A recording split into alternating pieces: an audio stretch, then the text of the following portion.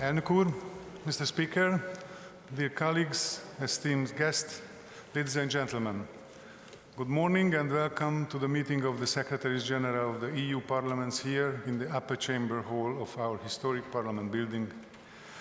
Thank you very much for accepting my invitation. Allow me to warm-heartedly welcome also the Secretaries General of the Parliaments of the candidate countries. It's our great pleasure to have you here together with all of us.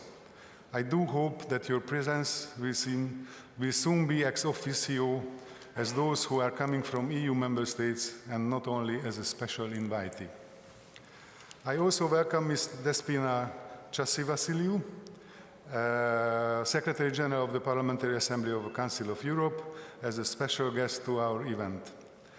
I can inform you that we registered 105 participants for today, which is a very impressive number.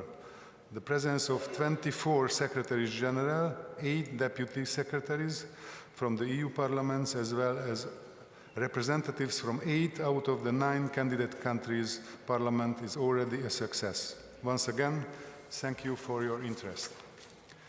First of all, let me highlight some technical details.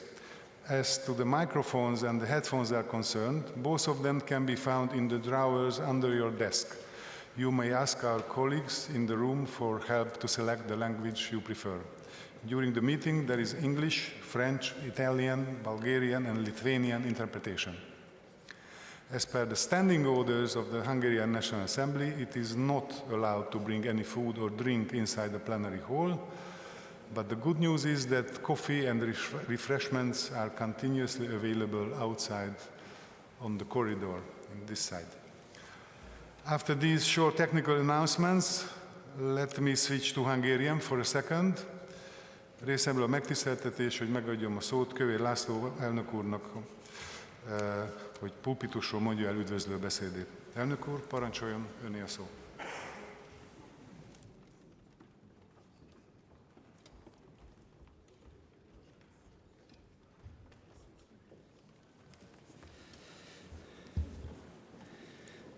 Tisztelt Főtitkár, hölgyek és urak! Kedves vendégeink!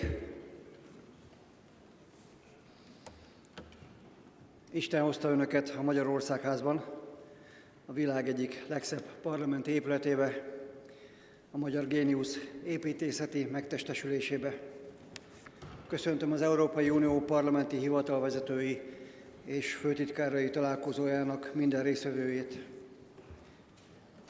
Önök Magyarországra utazva egy olyan országba érkeztek, mely több mint 1000 éve létezik jogfolytonosan, és amely országban napjainkban nem csak a közbiztonság, hanem a jogbiztonság és a politikai stabilitás is az egyik legerősebb Európában. Ebben a házban én rendszerint politikai beszédeket szoktam mondani, de ma 2 okból kivételt kell, hogy tegyek.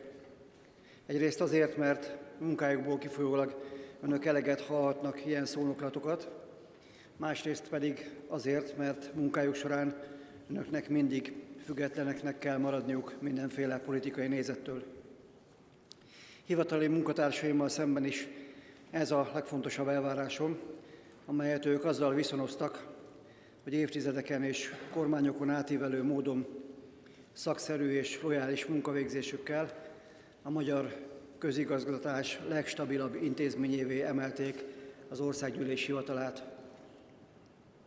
Uniós házelnök kollégáimnak ezért ugyanazt kívánom, mint ami nekem megadatik, politikai stabilitást a parlamentben és hivatali stabilitást a parlamenti munkaszervezetben. A mai találkozó fő célja, hogy előkészítse a parlamentközi együttműködés legmagasabb szintű fórumát, az Európai Unió parlamenti elnökeinek konferenciáját. Emellett azonban az uniós parlamenti hivatalvezetők találkozója az évek során olyan hasznos fórummá vált, amely lehetőséget nyújt a hivatalokat érintő aktuális közös ügyek és tapasztalatok áttekintésére és közös megoldások megtalálására. Tisztelt résztvevők! A mai találkozó 2 olyan területet érint, amelyben a parlamenti hivataloknak fontos szerepük van. Az oktatási programok, azaz a demokráciával kapcsolatos ismeretek átadása, valamint az uniós parlamentek együttműködési formái a tagjelölt országok törvényhozásaival. Biztos vagyok benne, hogy értékes tapasztalatokat fognak hallani, folytatva ezzel az elnökségi félévünkben eddig megvalósított 6 konferenciánk sikerét, amelyeken több mint 1000 résztvevőt üdvözölhettünk hazánkban. Magyarország 2024 őszén második alkalommal látta el az Európai Unió Tanácsának elnökségi feladatait egy különleges időszakban. A hatékony és zökkenőmentes magyar elnökség az uniós intézményi ciklusváltás alatt is biztosította az Európai Unió Tanácsa működésének folytonosságát, és egy valóban erős Európa békéért, biztonságáért és jólétéért dolgozott. Összhangban a 7 elnökségi prioritásunkkal számos eredményt tudunk felmutatni. Ezek közül is kiemelkedik a budapesti nyilatkozat, ami az Európai Unió versenyképességének erősítéséről szól, de történelmi léptékű eredmény Románia és Bulgária teljes jogú schengeni tagsága is 2025. január 1-től, amely egy több mint 10 éves folyamatot zárt le. A magyar elnökség idején több stratégiai jelentőségű szakpolitikai döntés is született, amelyek felsorolásával nem rabolnám most az önök idejét. Külön említést érdemel ugyanakkor az Európai Unió bővítését előmozdító eredménysor. Magyarország a bővítéspolitikát az Európai Unió stratégiailag egyik legfontosabb politikájának tartja, és elnökségünk célkitűzése az volt, hogy a bővítés objektív, hiteles és érdemalapú folyamat maradjon. A már több mint 20 éve Európai Uniós tagsággal kecsegtetett Nyugat-Balkán tekintetében egy 2,5 éve befagyott folyamatot sikerült újraindítanunk, kiemelten Albániával, Montenegróval és Szerbiával. Az országgyűlés a parlamenti diplomácia eszközeivel politikai és hivatali szinten egyaránt támogatta, és a jövőben is támogatni fogja az Európai Unió bővítési folyamatban résztvevő déli és keleti szomszédait. Ezen országok számos parlamentjével kétoldalú együttműködési megállapodásokat kötöttünk, hivatali szinten pedig az Európai Unió tagállami parlamentjei közül a legtöbb, 18 ikerintézményi és asszisztencia programban vettünk részt. Köszönet az eddigi és a jövőbeni együttműködésért az önök érintett hivatalaival. Tisztelt Főtitkár, hölgyek és urak! Végezetül engedjék meg, hogy röviden utaljak az utolsó parlamentközi eseményünkre, az Európai Unió parlamenti elnökeinek konferenciájára, amelyet 2025. május 11-én és 12-én rendezünk meg ugyanitt. A konferencia középpontjában Európa jövője áll. Az európai nemzeti szuverenitás kérdése a világpolitikában, valamint az európai nemzetek identitása, mint versenyképességi tényező a világgazdaságban. A parlamenti elnököknek szóló meghívót és a programtervezetet még ebben a hónapban megküldjük az érintetteknek. Tisztelt Hölgyeim és Uraim! Bízom benne, hogy a mostani látogatások során marad idejük megtekinteni az országházat is, amely nem csak a magyar állam jelképe, hanem a magyar történelem színes képeskönyve is, amely alapján sok mindent megérthetnek a nemzeti gondolkodásmódunkból. A hely szelleme megkívánja, hogy 2 dolgot különösképpen a figyelmükbe ajánljak, ha megengedik. A kupolacsarnokban megtalálható Szent Korona számunkra, magyarok számára a közhatalom elvont jogi fogalmának olyan szerves történeti és érzelmi megtestesülése, amely az európai államfejlődésben és jogtörténetben gyakorlatilag példátlan módon önálló jogi személyiséggel bír. Országunkban ugyanis 1000 évig csak az uralkodhatott legitim módon, akit ezzel koronáztak meg, azaz nem a királynak volt koronája, hanem a nemzetet és az alkotmányos folytonosságot jogilag is megtestesítő koronának volt királya. Ez a közösségi felhatalmazás igényének egyik legkorábbi európai megfogalmazódása, és egyben az egyik legfőbb magyarázata, tisztelt vendégeink, hogy mi magyarok miért nem kedveljük, amikor kioktatnak bennünket a jog uralmáról. A másik, amit figyelmükbe szeretnék ajánlani, hogy 1956. november 4-én Bibó István államminiszter ezen ház falai között gépelte magányosan a magyar nemzet segélykiáltását az Egyesült Nemzetek Szervezetéhez és a világ közvéleményéhez. Mint tudják, Ez akkor volt, amikor a Szovjetunió több harckocsival támadt Magyarországra, mint 1939-ben Hitler Lengyelországra, a hivatalos nyugati politika közönyétől kísérten vérbe folytva antikommunista forradalmunkat és szabadságharcunkat. Azóta, tisztelt vendégeink, mi magyarok azt sem szeretjük nagyon, ha bárki kioktat bennünket a szolidaritás vagy a háború és béke kérdéseiről. Tisztelt Hölgyeim és Uraim, bízva abban, hogy mai konferenciájuk eredményes lesz, kívánom, hogy érezzék jól magukat Budapesten. Tisztelettel várjuk az Önök parlamenti elnökeit a házfalai közé a májusi találkozónkon, miként Önöket is szeretettel látjuk viszont a jövőben is bármely alkalomból. Köszönöm a figyelmüket, hasznos tanácskozást, érezzék jól magukat!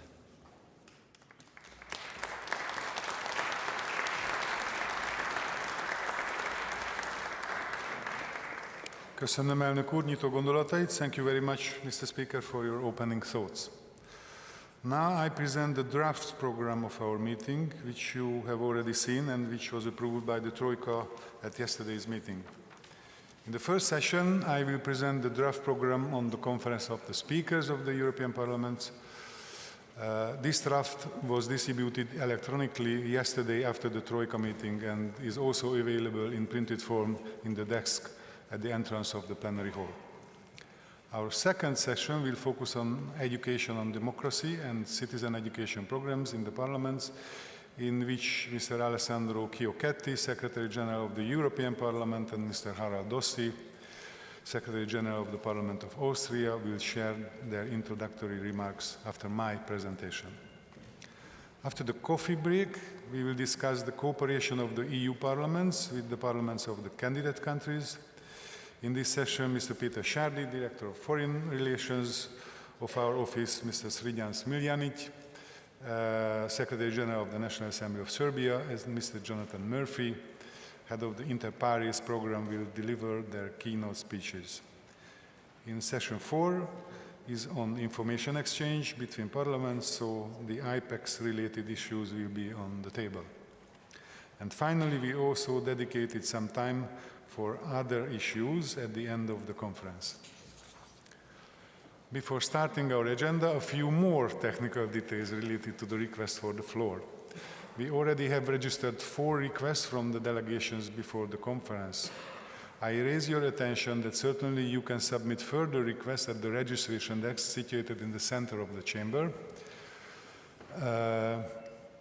Down here by filling out a request form over there. The available speaking time will be only 2.5 minutes, and I kindly ask you to stick to this time limit to be able to keep our schedule. When your time is up, I will use this bell to politely make a signal. After the bell, the microphone will automatically switch off in a matter of seconds. So it's not going to be me who will switch it off. Participants are asked to make their interventions from their seat by standing up and by using the small clip microphone and from your drawer. The mic will only work from your allocated seat, so please make your intervention from there, and please do not change your seat. There is no need to press any buttons, since the microphones will activate automatically along the order of the speakers, which you can see on the screens during the exchange of views. Following the practice so far in our conferences, the first speaker to receive the floor are members of the Presidential Troika on this event, and then the list of speakers is constructed based on the order of the registration. Now, finally, let us turn to our first agenda for today, the presentation of the draft program of the Conference of Speakers of the EU Parliaments. Allow me to inform you that yesterday our Troika had consensus on the draft program, which our permanent representative forwarded to his Perm Rep colleagues, and the printed version on this draft can also be picked up from the desk at the entrance. The Hungarian National Assembly will organize this conference in Budapest on 11th and 12th of May this year. The conference will start with a cultural program and a dinner on Sunday, 11th of May, hosted by Mr. László Kövér, Speaker of the Hungarian National Assembly. On Monday, 12th of May, the conference will start at 9 a.m. and take place in this plenary hall where we are now, in the upper chamber hall of the Hungarian Parliament. This annual meeting provides an important platform for discussing current issues in the European Union and beyond. In the spirit of this, we will dedicate the whole conference to one fundamental topic, the future of Europe. Besides this general topic and challenges facing Europe, the conference will have two thematic sessions. The first will be dedicated to the future of the European Union, federalism or national sovereignty. The conference is planned to start with the introductory remarks of Mr. Viktor Orbán, Prime Minister of Hungary, who will deliver his thoughts on the general topic. Then the first session will start with the opening speech of our speaker, Mr. László Kövér. Afterwards, Mr. Speaker Kövér plans to kindly invite his following partners to become the keynote speakers. The President of the National Council of Austria, Mr.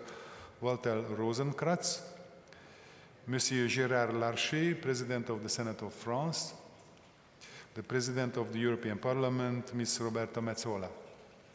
The second session will focus on getting closer to the voters, regionalism in Europe, and safeguarding Europe's cultural identity. In this session, Mr. László Kövér plans to ask the following members to accept his invitation to become a keynote speaker. The President of the Chamber of Deputies of Italy, Mr. Lorenzo Fontana, the Speaker of the National Assembly of Serbia, Ms. Anna Brnabić, the President of the National Council of Switzerland, Ms. Maja Riniker. With regard to this list of planned keynote speakers, thank you for confirmation already received. Finally, the closing session will be dedicated to the adoption of the conclusions. The invitation letters for the Speakers' Conference will be sent shortly after our meeting. The registration platform will open on 1st of March. The deadline for the registration will be 10th of April. Delegations are kindly requested to make their hotel reservation at one of our 6 contracted hotels. All the necessary information will be communicated in a practical information note. Now I await your comments regarding to the programs, and I give the floor to our first speaker from the list, who is Alessandro Chiocchetti, who unfortunately won't be able to attend our meeting personally, but hopefully you can hear us, Alessandro, online. The floor is yours. Thank you very much. First of all, I want to thank you for your invitation, dear Georgi, to the Hungarian presidency for inviting me to deliver these introductory remarks on these very important topics. Thank you also for allowing me to connect remotely. As you know, this week, unfortunately, we have the session in Strasbourg, and it's also the day where we have our bureau. And without me, without the Secretary General, the bureau cannot take place. So it was impossible, basically, to find a plane this morning from Budapest to Strasbourg, and this is why I had to be connected remotely. As I say all the time, I feel very much among colleagues in these meetings because only you can understand my problems as Secretary General. I mean, our work is a very peculiar one, and is a very difficult one, and that's why when I can share with you, I some kind of feel, let's say, among people who can understand me. So. First, we all face increasingly complex political dynamics. We operate in a rapidly changing environment that asks us to adapt constantly to new technological developments. And this is why these debates and these exchanges of best practices among us have, in my view, a huge benefit. And the topic of this morning's session is a reminder of the challenges posed to all parliaments of growing political skepticism and waning civic engagement. The question of democracy and the question of education to democracy is therefore very timely. So democracy, of course, is not merely transmitted through laws and institutions. It is lived, it is learned, and built day by day, especially among younger generations. And this, in my view, is fundamental, because this mission falls to parliaments, not only as legislative bodies, but also as places of learning and transmission of democratic values. It is, therefore, I think, our collective responsibility to ensure that every citizen, especially every young person, can understand and appreciate and fully exercise their democratic rights. In my introductory remarks today, I will focus on 3 areas of activities in the European Parliament. First, our educational programs. Second, our visitor strategy, and third, our interactive and digital engagement programs. Concerning the European Parliament's educational programs, we have, as European Parliament, several initiatives to promote education in democracy, aiming to raise young citizen awareness of parliamentary democracy and encourage their active participation in democratic process. We have, first of all, the Back to School program, which invites EU officials to return to their schools. Sorry, Secretary General.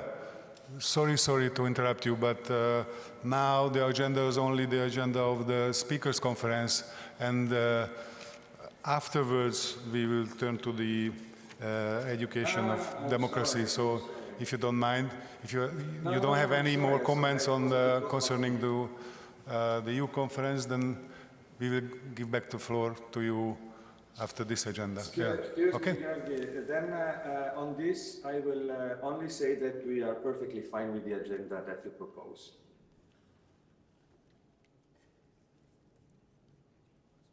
Okay, thank you for your comments, Mr. Secretary General.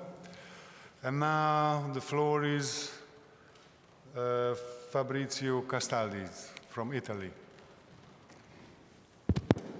Dear colleagues, I would like to thank the Director General of the Hungarian Assembly for the perfect organization of this meeting and for the hospitality.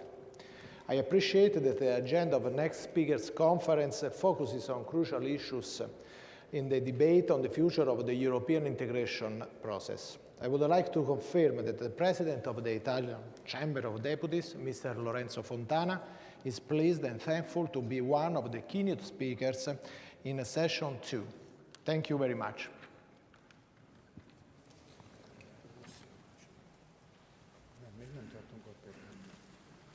Okay, thank you, Fabrizio. Our next speaker is Jiří Krbec from Czechia. Well, good morning. I thought I would have a question about a possible female presidents and speakers meeting, but since the program was circulated yesterday, the question has already been answered. So just let me convey my greetings from my Secretary General, who is sorry not to be here because he's accompanying the Senate President during this official visit to Japan. So all the best to Hungarian presidency, and thank you.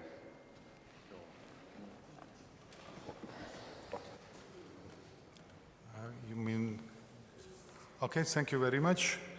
Our next speaker is Mr. Ingvar Mattsson, Secretary General of the Swedish Parliament.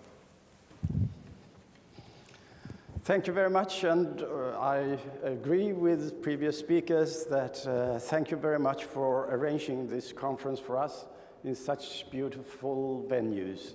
And thank you very much for arranging a very nice dinner last night.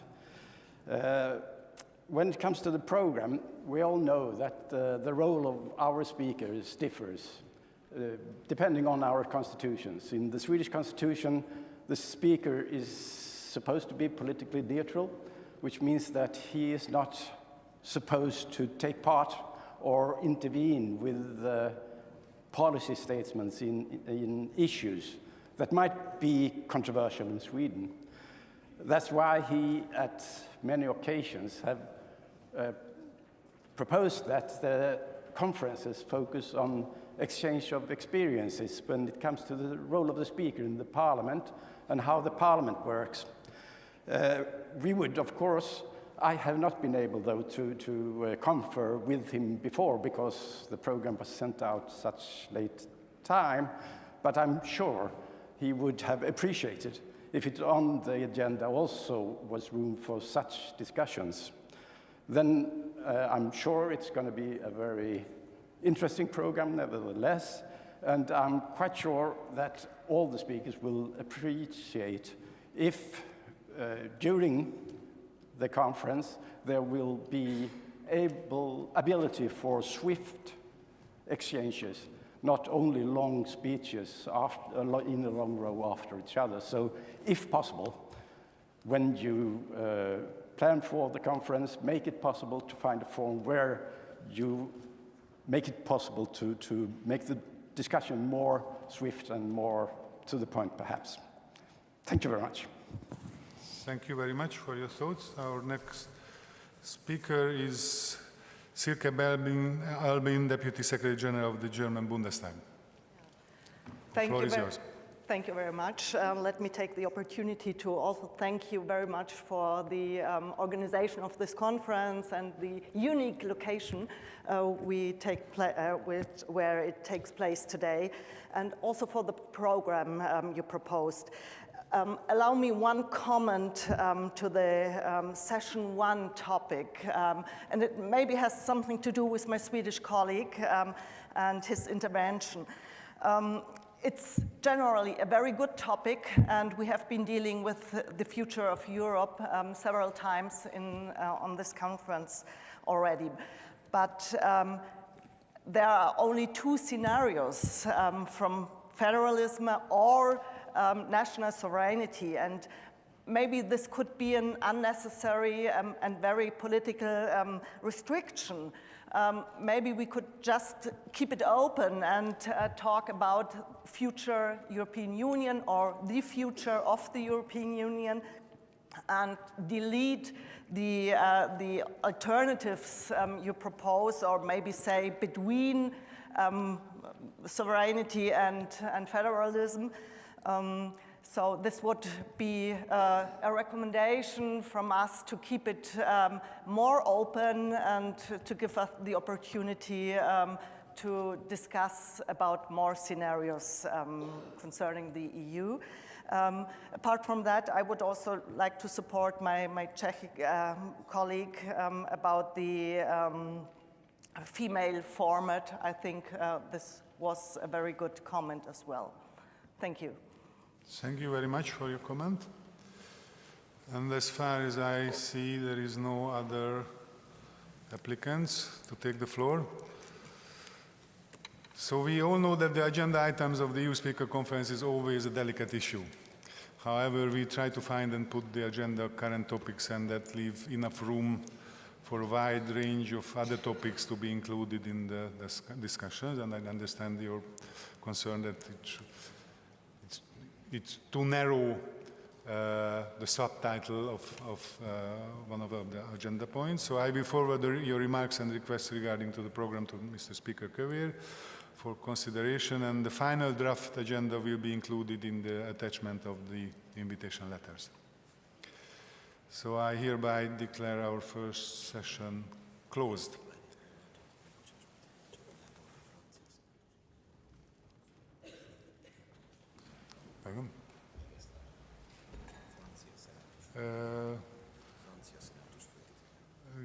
It seems that the Secretary General of the French Senate would like to take the floor. Is it correct?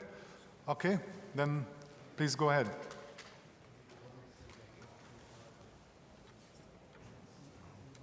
Sorry, the translation doesn't work. We're asking my technical guys. Est-ce que vous m'entendez? Oui. Okay, let's give it a try. Okay. Merci, chers collègues, pour votre accueil tout à fait remarquable et Nous avons été très bien accueillis également hier soir, je tenais à le souligner. J'interviens très brièvement en soutien de l'intervention de nos collègues du Bundestag allemand. J'ai noté donc évidemment, et je vous en remercie, l'invitation qui a été adressée au président du Sénat français, M. Larcher. J'ai d'ores et déjà communiqué à son cabinet votre invitation qui vient d'arriver, qui est toute récente, mais je pense d'autant plus, je viens d'autant plus en soutien aux propositions faites par notre collègue du Bundestag concernant la rédaction du thème du premier sujet. Je pense qu'effectivement, nous ne pouvons pas, ce serait peut-être opportun de ne pas s'enfermer dans une alternative stricte entre fédéralisme et souveraineté, et que nous pouvons tout à fait discuter du futur de l'Union européenne sans préjuger effectivement de deux options qui s'écartent l'une de l'autre. Voilà, c'est ce que je tenais à dire. Merci. Okay. Merci beaucoup, Monsieur Secretary General. And now I declare our first session closed. And let's start the first thematic session of our conference on education, on democracy and citizen education programs in parliaments.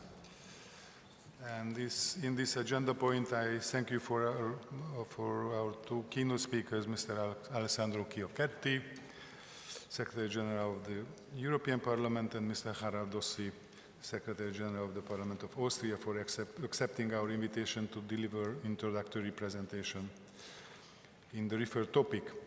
But now, first of all, allow me to grab the opportunity and share with you, distinguished colleagues, the practice of the Hungarian National Assembly on education, on democracy and citizen education program. Hopefully, you can see my presentation, because I don't. In the Hungarian Parliament, we offer roughly 6 different types of activities to different target groups. And in my presentation, I'm going to give you a quick overview on all of them. Let's start with the youngest age group. We organize age-specific visits to the Parliament building to nursery school children. The objective of this is to help them to acquire knowledge through experience, broaden their horizon, establish their national identity, and prepare them for their civic responsibilities. Primarily, we concentrate on showing them the beauty of the building and teaching them concepts such as rules or voting. At the end of the visit, they receive an activity booklet recalling the places visited during the walk.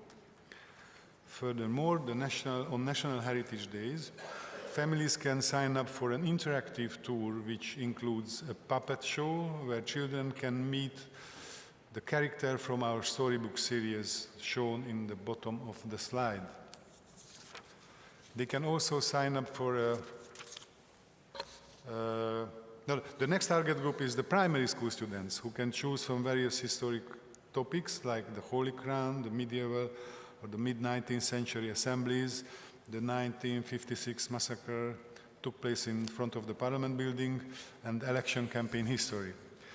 They can also sign up for a 90-minute long classes where they can draw up the constitution of a fictional country based on the Hungarian model. They can form parties and run for a seat in a parliamentary election. And by creating media outlets, they can learn about the different types of the media and the power of the media to shape public opinion. This program is complemented by a guided tour at the end, of which the under 12 age group, just like the nursery school children, leave with an activity booklet as a memory of their visit. Secondary school pupils can sign up for education session on the same topics as their younger fellows. Of course, we consider the age differences, so there are several versions of the same activity. We organize all-day programs, which is unique in a sense that 4 classes take part simultaneously.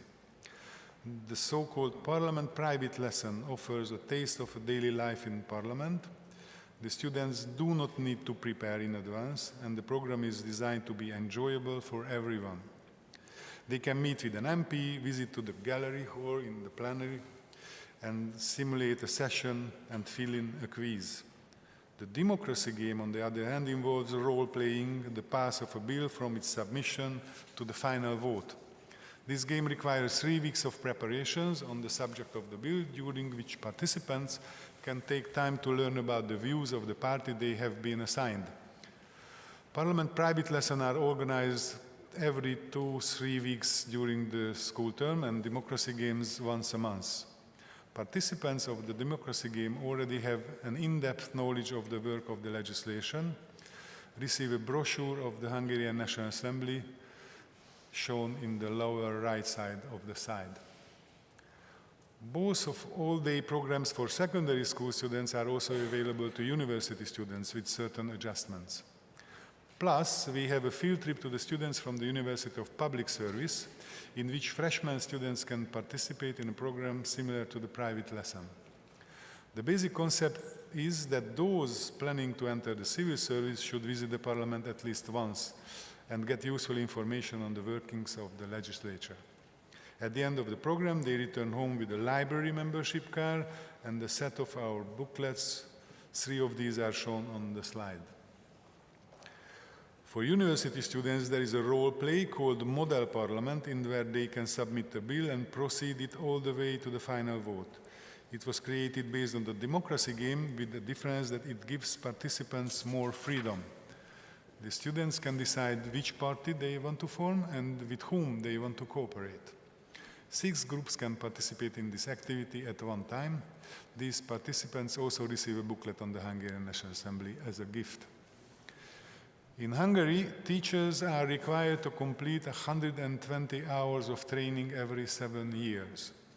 We have our own courses where teachers can deepen their history knowledge and can get acquainted with our education methodology. Our training course is accredited by the Hungarian Education Office, so that can be counted towards the above-mentioned training obligation. This is a 4-day theoretical and practical training for primary and secondary school teachers, and a 2-day additional practical training for primary school teachers every spring and autumn. Furthermore, every summer we organize a 4-week-long training series for history teachers. These all cover a historical theme or a historical period. At the end of the training, participants receive related literature in addition to lectures and exercises. Some examples are shown on the slides. Obviously, not everyone can visit Parliament, therefore different materials are also produced for classroom use. These are 6 to 8 minute long animated educational films accompanied by teaching aids and downloadable debate packs to be able to organize a democracy game in the school. These are designed to provide students a guide on a given topic with pros and cons argument lists, which they can process in 5 lessons during a project week that models the legislative process. These materials not only support students learning by playing, but also aim to help teachers by not requiring any preparation on their part. So far, 9 animated films have been produced, 6 on history and 3 on civics issues. The downloadable debates games include 3 debates on history and 5 on contemporary topics like AI, cyberbullying, healthy lifestyle, ethical production and consumption, and so on. To sum up, every year thousands of students come for a tour of the building and attend an educational program. Certainly, we must ensure that all the age group receive the knowledge that considers their education level. We currently offer 20 different students' activity programs. We organize 8 kinds of training sessions for teachers. We also produce online materials to support education in the school environment. We have 2 museums, and outside of the building, another 2 exhibitions. The 1,000 years of the Hungarian legislature is perhaps the most exciting out of the 4, as it presents the ancient roots of popular representation in Hungary and the evolution that led to democratic systems. And it is important to notice that all the programs are free of charge. Our Országház, House of Nation Publishing House, is a brand name established for publishing books and other materials. It runs several series in parallel, so in addition to the education books for school children and adults, there are academic volumes for professional audience as well. You can take a look at a small part of our publishing activities at the entrance of the plenary hall, and you can pick and take some of them free of charge. Last year, 1.5 thousand nursery school children, 43,000 students visited this building, and all in all, 10.5 thousand people have participated in our pedagogical programs. Thank you for your attention. And now let me give the floor to Mr. Alessandro Chiocchetti again,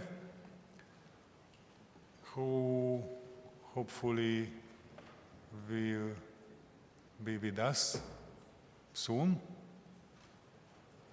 Can you hear me? Yeah, okay. So, Mr. Secretary General, the floor is yours on the education, on democracy.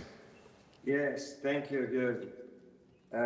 Sorry about before, but it's difficult to follow from remote, so I started already, but okay, I will come back by saying that I will focus on three main areas of activity in the European Parliament. The first is on educational programs, the second is our visitor strategy, and the third is our interactive and digital engagement programs. So the European Parliament implements several initiatives to promote education in democracy, aiming to raise young citizens' awareness of parliamentary democracy and encourage their active participation in democratic processes. The first way is the Back to School program, where we invite our officials to return to their former secondary schools to share their experience of Europe and debate with students on topics related to the European Union. The second is the European Parliament Ambassador School program, EPAS, which seeks to enable young people, in particular students in secondary and vocational education, to understand their rights as European citizens, to get to know the work and responsibilities of their MEPs, and to see how they can play a part in influencing the political and democratic life of the European Union. The program develops a long-term partnership between schools and European Parliament liaison offices, which we have in all capitals, as well as a sustainable network of teachers as multipliers. Selected schools participate in educational activities such as role plays, quiz, and events like Europe Day. And teachers and students act as senior and junior ambassadors and are encouraged to organize educational actions and collaborate with members of the European Parliament.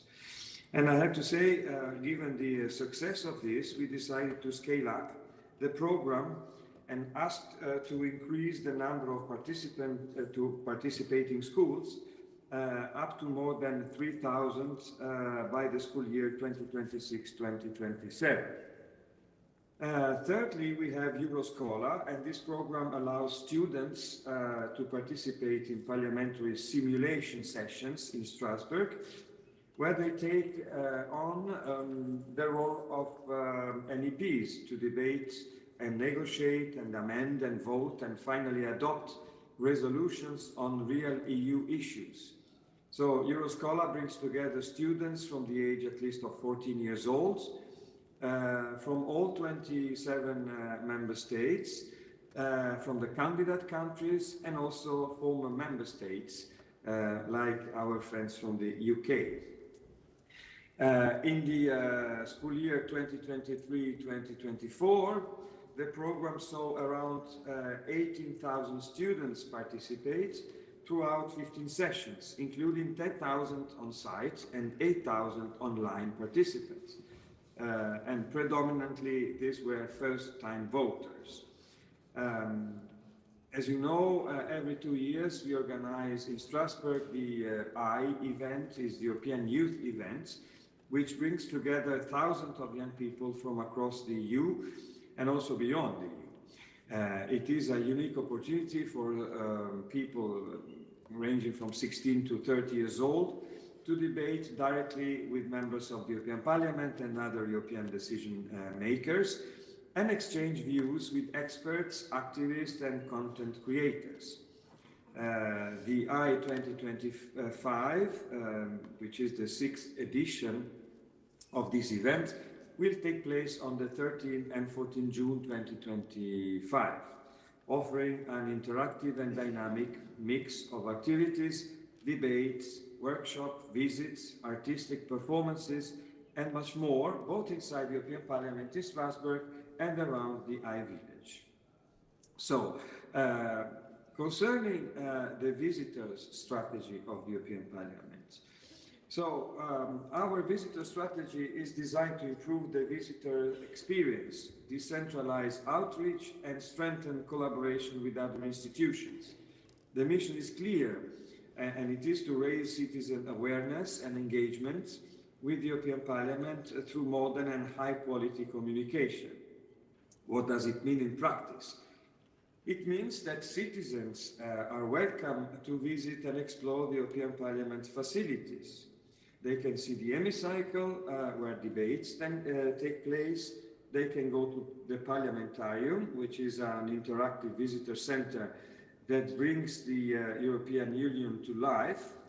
And since it opened in 2011, the Parliamentarium in Brussels has welcomed more than 2.4 million visitors, more than 300,000 visitors per year, and I think is the museum or let's say the facility which was most visited in Brussels of all, more than Grand Place. The citizens can also visit the House of European History, which is a museum that tells the story of Europe and which was inaugurated in 2017. It offers guided tours, workshops, and a transnational perspective on history. Then we have the Info Hub, which is a space for exhibitions, debates, and events, which is close to our premises. And then, of course, in the different capitals where we have already opened it, they can also enjoy the Europa experience, which are centers that give visitors the chance to step into MEP's shoes for a day through a role-play game simulating the legislative process. We have some of them already in Europe, not in all capitals yet. But they are, let's say, meant to allow the visitors to use multimedia tools to find out how the European Union works and how it affects our daily lives. And of course, then we have the Jean Monnet House, which is close to Paris, which is the house of Jean Monnet that the Parliament bought and restored, and this is also a museum that is possible to visit. Of course, who can come and visit us? Everybody, individuals, school groups, university students, civil society organization, and so on. Finally, concerning the interactive and digital engagement programs, I just want to mention that, of course, everything we offer is in 24 official languages, of course, because we work in 24 languages. And I will just mention the virtual role-play games, where students can experience the European Union decision-making from their classrooms. Together with their fellow members of the European Parliament, players will for about 60 minutes debate and negotiate and compromise and vote on legislative proposals. This is what we also can have in our parliamentarium, but this is also can be done in the different classrooms. And then we have the digital journey, which is a virtual tour, a virtual guide of the European Parliament and its museums. And the citizens can also jump into virtual reality and immerse themselves in the role of an MEP.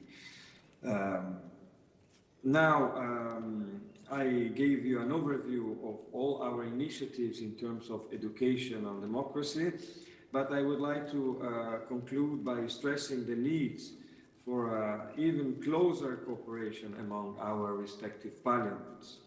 We, the European Parliament and the national parliaments, share the common interest in fostering civic engagement and safeguarding democracy. And I think we should collaborate more and ensure our respective services know each other better and have opportunities to exchange best practices and share information and identify common challenges and explore ways to support one another. So, as a first visible sign of collaboration, we could mutually link to each other's educational resources, for instance, to be discussed. At the end of the day, the goal is simple, is to connect citizens with democracy. And because, of course, an informed public is an empowered public, and because our democracy is only as strong as the knowledge of its people. So I thank you very much for your attention. I'm available to answer any questions you may have and to continue this fruitful debate through our formal and informal meetings and our bilateral exchanges. Thank you, Jörg. Thank you, Mr. Chiocchetti, for informing us the wide range variety of practice of the European Parliament. And I now give the floor to our next keynote speaker, Mr. Harald Dossi, Secretary General of the Parliament of Austria. The floor is yours, and I kindly ask you to come to the podium to deliver your speech, and you can use the pointer on the table to step your PowerPoint presentation.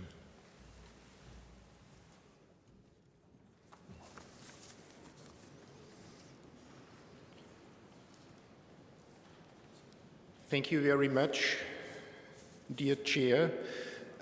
Dear colleagues, while you have an opportunity to take a short look on an overview of what I'm going to present shortly, I would like to take the opportunity to also thank György Schuch and his team for the hospitality we have seen and the perfect organization of yesterday's and today's meeting.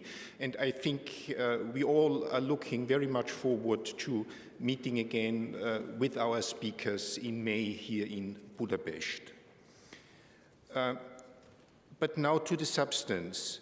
The starting point of what I'm going to present is that we believe that alongside its traditional functions of legislation and control of government, a modern parliament should play a leading role in providing transparency regarding political processes and decisions. Informing the public about current day-to-day political events in parliament is a cornerstone of representative democracy.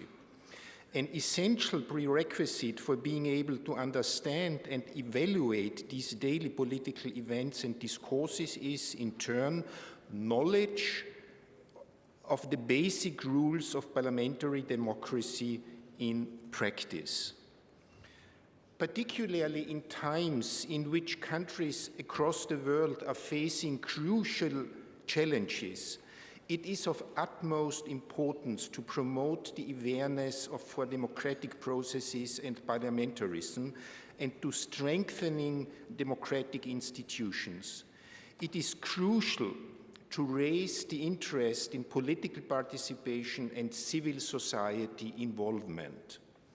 This, in our view, is the key to a vibrant parliamentary democracy and one of the core tasks of national parliaments.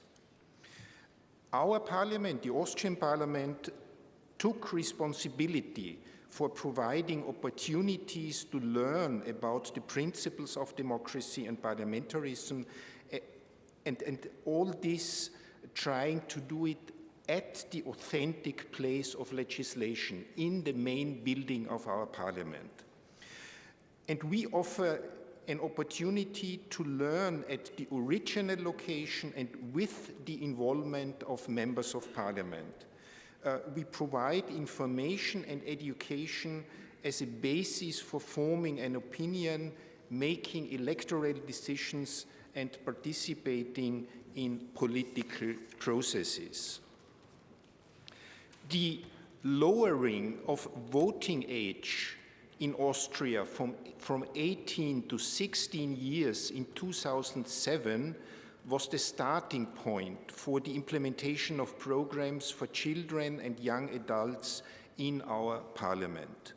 Today, we are offering a wide range of activities and programs to different age and target groups. And I will now present some of them. The Democracy Workshop Program offers a series of workshops on different topics at Parliament. It also includes discussions with members of Parliament and has been established as a successful program to strengthen democracy education also in other countries.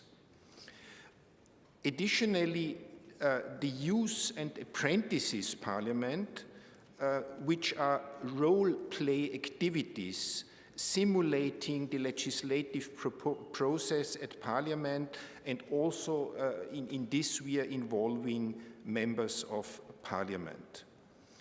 We also do offer interactive guided tours through our relatively newly refurbished parliamentary building, not only for children but also for students and the general public.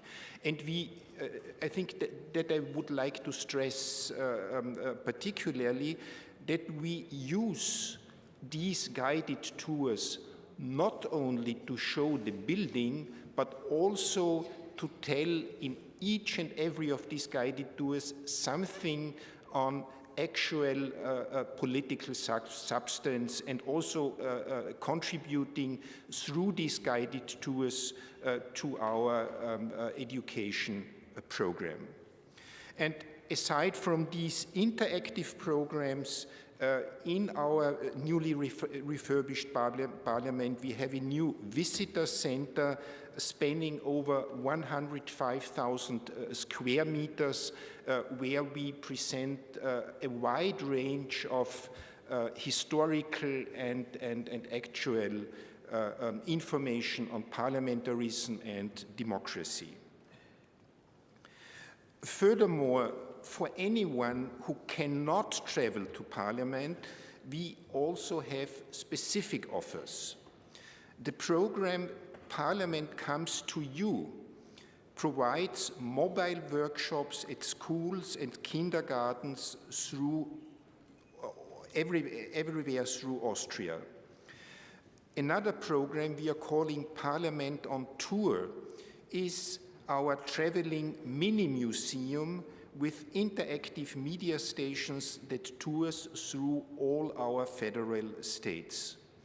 And finally, the Democracy Webstadt, as we call it, is our web portal for children and for young people, and also we are providing there valuable information for teachers. This wide range of activities enables us to reach as many people as possible based on their interests and possibilities. We have had, since the reopening of the Parliament 2 years ago, more than 1 million visitors, and we are thinking that this interest will continue for some time.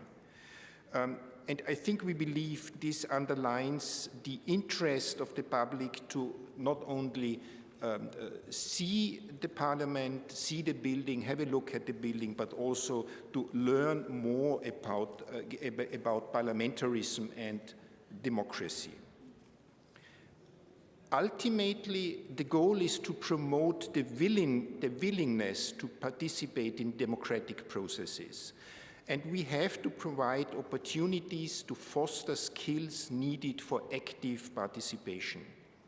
The aim is to break down barriers and fears that prevent people from engaging with politics.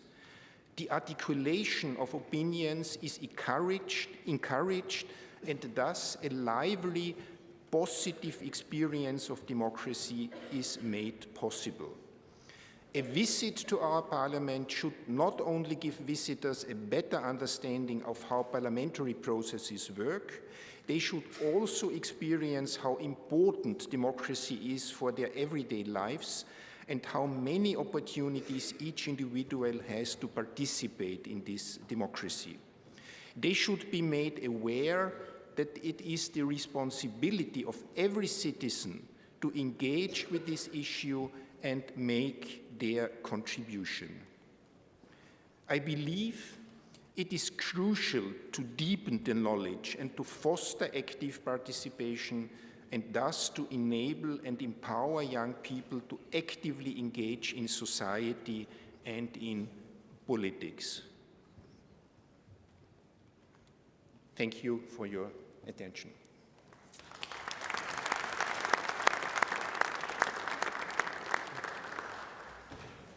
Thank you, Mr. Dossi, for your presentation, and especially that you underlined the final goals of these parliamentary education programs, what I wish to do. We have already registered 11 requests for the floor from the delegation before the conference, but you can submit further requests at the registration desk down here by filling out the request for the floor card. The available speaking time is 2.5 minutes, and I kindly ask you again to stick to this time limit. And I will give back the floor to our keynote speakers only the end, in order for them to react and reflect to what has been said. And now I give the floor to our first speaker from the list, who is Ms. Marie Hansen from the Danish Parliament. Yes, you can speak from your seat. Yes, okay. So, thank you. First and foremost, I would like to join colleagues in thanking you for being very professional and very kind hosts for this meeting. It's a very nice experience. I asked for the floor for this topic because I think it's a most valuable one. Lots of what I've planned to say, our Austrian colleague already said, but I will try to make it in short. We also consider it a very important thing to educate future organizations about democracy. Therefore, we have a wide range of educational offers, and they are very frequently used by schools. We aim at students in grades 8 to 10. The reason for this is that these are the final classes of primary school, so it is our last opportunity to reach an entire cohort with educational efforts. We also have several educational offers to students in gymnasiums. Our offers include a variety of formats, and I think, again, Austria and the European Parliament and you as Hungary has always mentioned most of the formats we present, but we have a virtual role play, we have school elections, we have role plays, we have youth parliament. We also provide films, courses, teaching material, but as far as possible, we try to give the students a first-hand analog impressions of the work in Parliament. And I can provide you with more specific information on the different performances if you need them afterwards. Our educational offers are very popular. We are being sold out for the season already, and I think one of the main reasons is that we take care that the offers fit into the teaching plans. All offers are free and voluntary. Our overall aim is to support the development of all students' political confidence and judgment, the ideal being that the voter of the future feel capable of participating actively, responsibly, and effectively in our democracy, expressing his or her personal opinions. And who knows, we might even produce a politician of the future. Thank you very much. Thank you very much, Ms. Hansen. The next speaker is Ms. Silke Albin from the German Bundestag. Yeah, Thank you. Distinguished colleagues, a phrase we keep hearing these days is that our democracies currently face special challenges. The response of some seems to be to call tried and tested democratic procedures and processes into question. These crises, or the crisis of the 1970s, 80s, and 90s were weathered without putting democracy on trial. And it's important to remember this when thinking about democracy education by parliaments. A key factor to success was that political compromise was front and center. Citizens also recognized the value of compromise, negotiating solutions, and the importance of democratic procedures. Compromise is a constitutive part of discourse in parliamentary democracies. In this context, a common factual foundation plays an important role as the basis for a solution-oriented discourse. Democracy thrives on an exchange of arguments that are developed based on facts.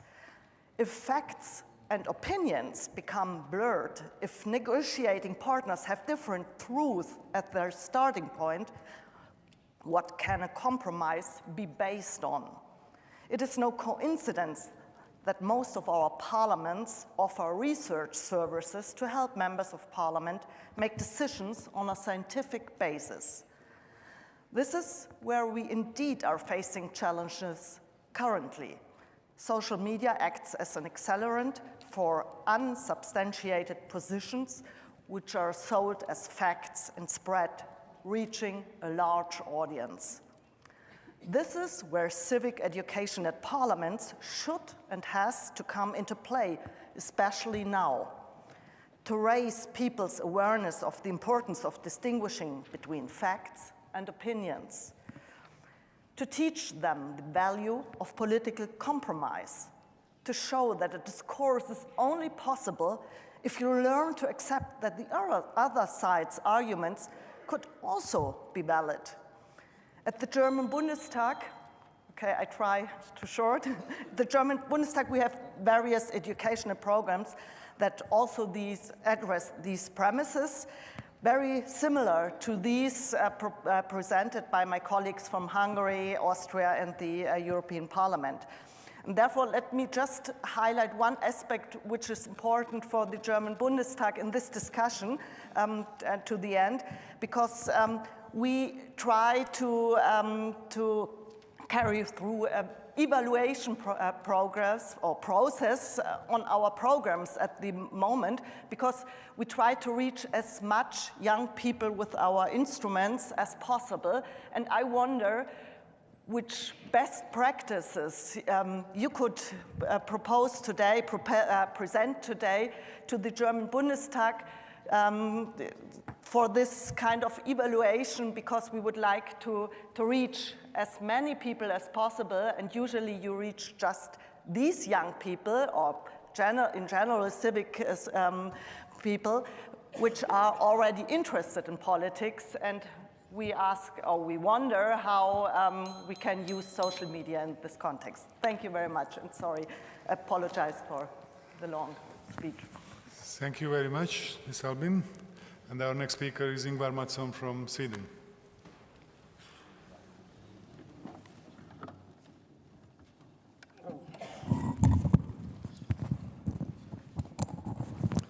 Thank you once again, and thank you for putting this very important topic on the agenda for today's meeting.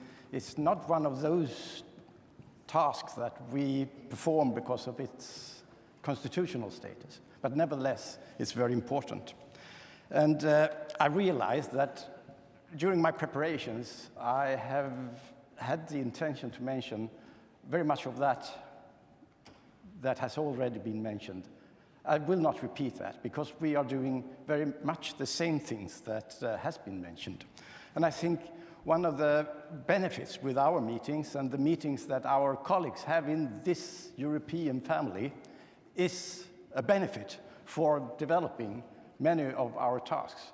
I realize that we have copied many things from other parliaments, and we do it successfully.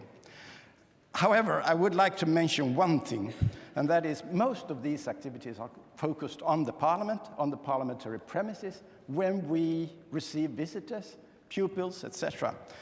But we do also try to reach out to the schools, and we do also have activities on, for instance, fairs. There are a book fair every year in Gothenburg in Sweden, where thousands and thousands of persons come because they want to know more about books. And there are, of course, relevant books of various topics. And we invite also members from Parliament to give speeches, etc., to have a platform during this fair and other fairs where people who not intentionally come because they are interested in politics, but when they pass our place in this fair, they stop, they talk with the politician, etc. We have also tried another form, and that was a musical. Actually, we wanted to mark that the 100-year anniversary of female suffrage, and asked artists to perform that, and of course it was televised. So we tried different forms, and now my time is out. Thank you very much. Thank you, Ingvar. Our next speaker is Nicole Marquet from Belgium. I'm here. Okay. Thank you. Comme d'autres collègues l'ont déjà dit, le contexte géopolitique actuel montre qu'il ne faut jamais tenir la démocratie pour acquise. Dans un contexte en constante évolution où les défis sociaux et politiques se complexifient et où la désinformation prend une ampleur inédite, les parlements doivent ouvrir leurs portes aux citoyens afin de les informer de manière objective sur leur fonctionnement et sur l'importance du projet démocratique. La Chambre des représentants de Belgique a pris différentes initiatives dans ce cadre. La première concerne l'explication de notre système institutionnel qui est particulièrement complexe. Je pense que plusieurs personnes ici le savent. Et donc nous avons créé des fiches d'information structurées dans un langage simple qui est vraiment adapté aux plus jeunes afin d'expliquer la structure de nos institutions et leur fonctionnement. La Chambre publie aussi un magazine semestriel qu'elle envoie en fait aux écoles pour revenir sur les activités parlementaires marquantes des derniers mois. Notre dernier numéro a été consacré aux élections fédérales, régionales et européennes qui ont eu lieu en juin dernier. Et ces magazines rencontrent vraiment un grand succès. Nous avons régulièrement des demandes d'écoles qui demandent des exemplaires complémentaires. Chaque année, la Chambre accueille en moyenne 35 000 visiteurs. Et ce chiffre peut paraître assez réduit, mais en fait, quand on sait qu'on a la concurrence du Parlement européen, on a entendu le secrétaire général tout à l'heure, je pense que c'était un bel exploit, d'autant plus que nous sommes un pays avec 9 autres parlements, des entités régionales et communautaires, qui accueillent aussi à leur niveau pas mal de visiteurs. Donc il y a vraiment beaucoup de choses qui se font au niveau des parlements. Nous collaborons aussi avec des associations qui sont impliquées dans l'éducation à la citoyenneté pour dévoiler les coulisses de la décision politique. Nous offrons ainsi aux plus jeunes la possibilité de simuler des travaux parlementaires en séance plénière, en commission, et nous leur donnons, comme d'autres parlements, l'occasion de rencontrer des parlementaires et de discuter avec eux. Lors des dernières élections, on a également organisé sur plusieurs mois une série d'animations intitulée « Citoyenneté et élections », où on a donné la possibilité à 1200 jeunes de 16 à 18 ans de simuler un programme politique, de le défendre et d'en discuter avec d'autres jeunes. Vu le succès de cette initiative, nous avons décidé de faire ça de manière récurrente chaque année. Je vais terminer, mais je répète donc que les parlements ont vraiment un rôle essentiel à jouer dans la lutte contre la désinformation et pour expliquer en fait à quel point le projet démocratique est légitime et doit être défendu. Merci. Thank you very much. Our next speaker is Remco Nemelman, Honorable Vice President of the SGP and from the Senate of the Netherlands. Thank you very much, Mr. Chair, and thank you also for your kind hospitality and for the good organization today and yesterday. Dear colleagues, it's a great honor for me to represent the Senate of the Netherlands in the meeting today. And we have a session now on reflection on education, on democracy and citizen education programs in parliaments. Of course, a lot of already has been said, but nevertheless, I want to show you one certain issue in the Dutch programs. The Dutch government has made its goal that all Dutch students have visited the parliament before the age of 18. And to achieve this goal, the Parliament and the Ministry of Interior Affairs work together with an institution in the Netherlands called ProDemos, literally for the people. ProDemos has multiple projects and programs for primary and secondary schools that can use in their curriculum. And I would like to take this opportunity to highlight one program especially. It's an initiative called the Third Chamber, which is an educational project about the Dutch parliamentary system aimed at young people at 10 and 11-year-olds. The name Third Chamber derives from the Senate in the Netherlands called the First Chamber and the House of Representatives being the Second Chamber. Hence, the Third Chamber is the home of our future parliamentarians. Apart from being schooled on democracy, the wonderful part of the project is the interactive element. The children learn to debate on issues that are important to them. They film their classroom debates, and every year 3 schools are invited to the annual final debate, which is held in our assembly hall in the Senate. Members from both chambers volunteer to coach the children debating proposals such as children are not allowed to demonstrate they belong in schools. That came from the actual discussion in society about children joining the school strikes for climate. The Third Chamber has proven to be very successful. In 2024, more than 228,000 students used the package. The method is mainly used by schools in the Netherlands, but also schools on the Dutch Caribbean islands and the Dutch schools in Brussels. The success of this program is partly attributable to the fact that the educational package is free for the teachers to order, and because therefore it's very successful. So I think I truly believe that by bringing this project to the children from the ages 8 till 11 and continue to the secondary education is of vital importance for the future of our democracies and of course the rule of law. Thank you so much. Thank you very much. Our next speaker is Geronimidu Tasula Geronimidu. Sorry for I already begged your forgiveness yesterday that I won't be able to pronounce properly your name, and I do it again. Okay, your floor is yours. I would like firstly to thank you for the excellent hospitality in this great capital and magnificent building. Thank you indeed. Dear colleagues, education on democracy and citizen education programs in parliaments are of course of paramount importance, as they offer a testament of the interactions that can be developed between parliaments and civil society. To this extent, the Cyprus House of Representatives hosts almost every day students from elementary and secondary schools, as well as university students.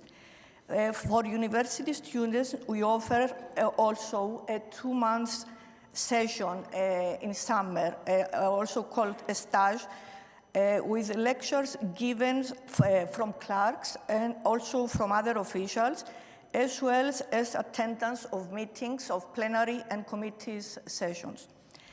As part of these visits, parliamentary staff explain at length the political role and responsibilities, as well as the organization and operation of our system, which is based on the strict separation of powers. The presentations take place in the plenary hall and are enriched with use of audiovisual and material and simulating plenary sessions. At the same time, informative handouts are given.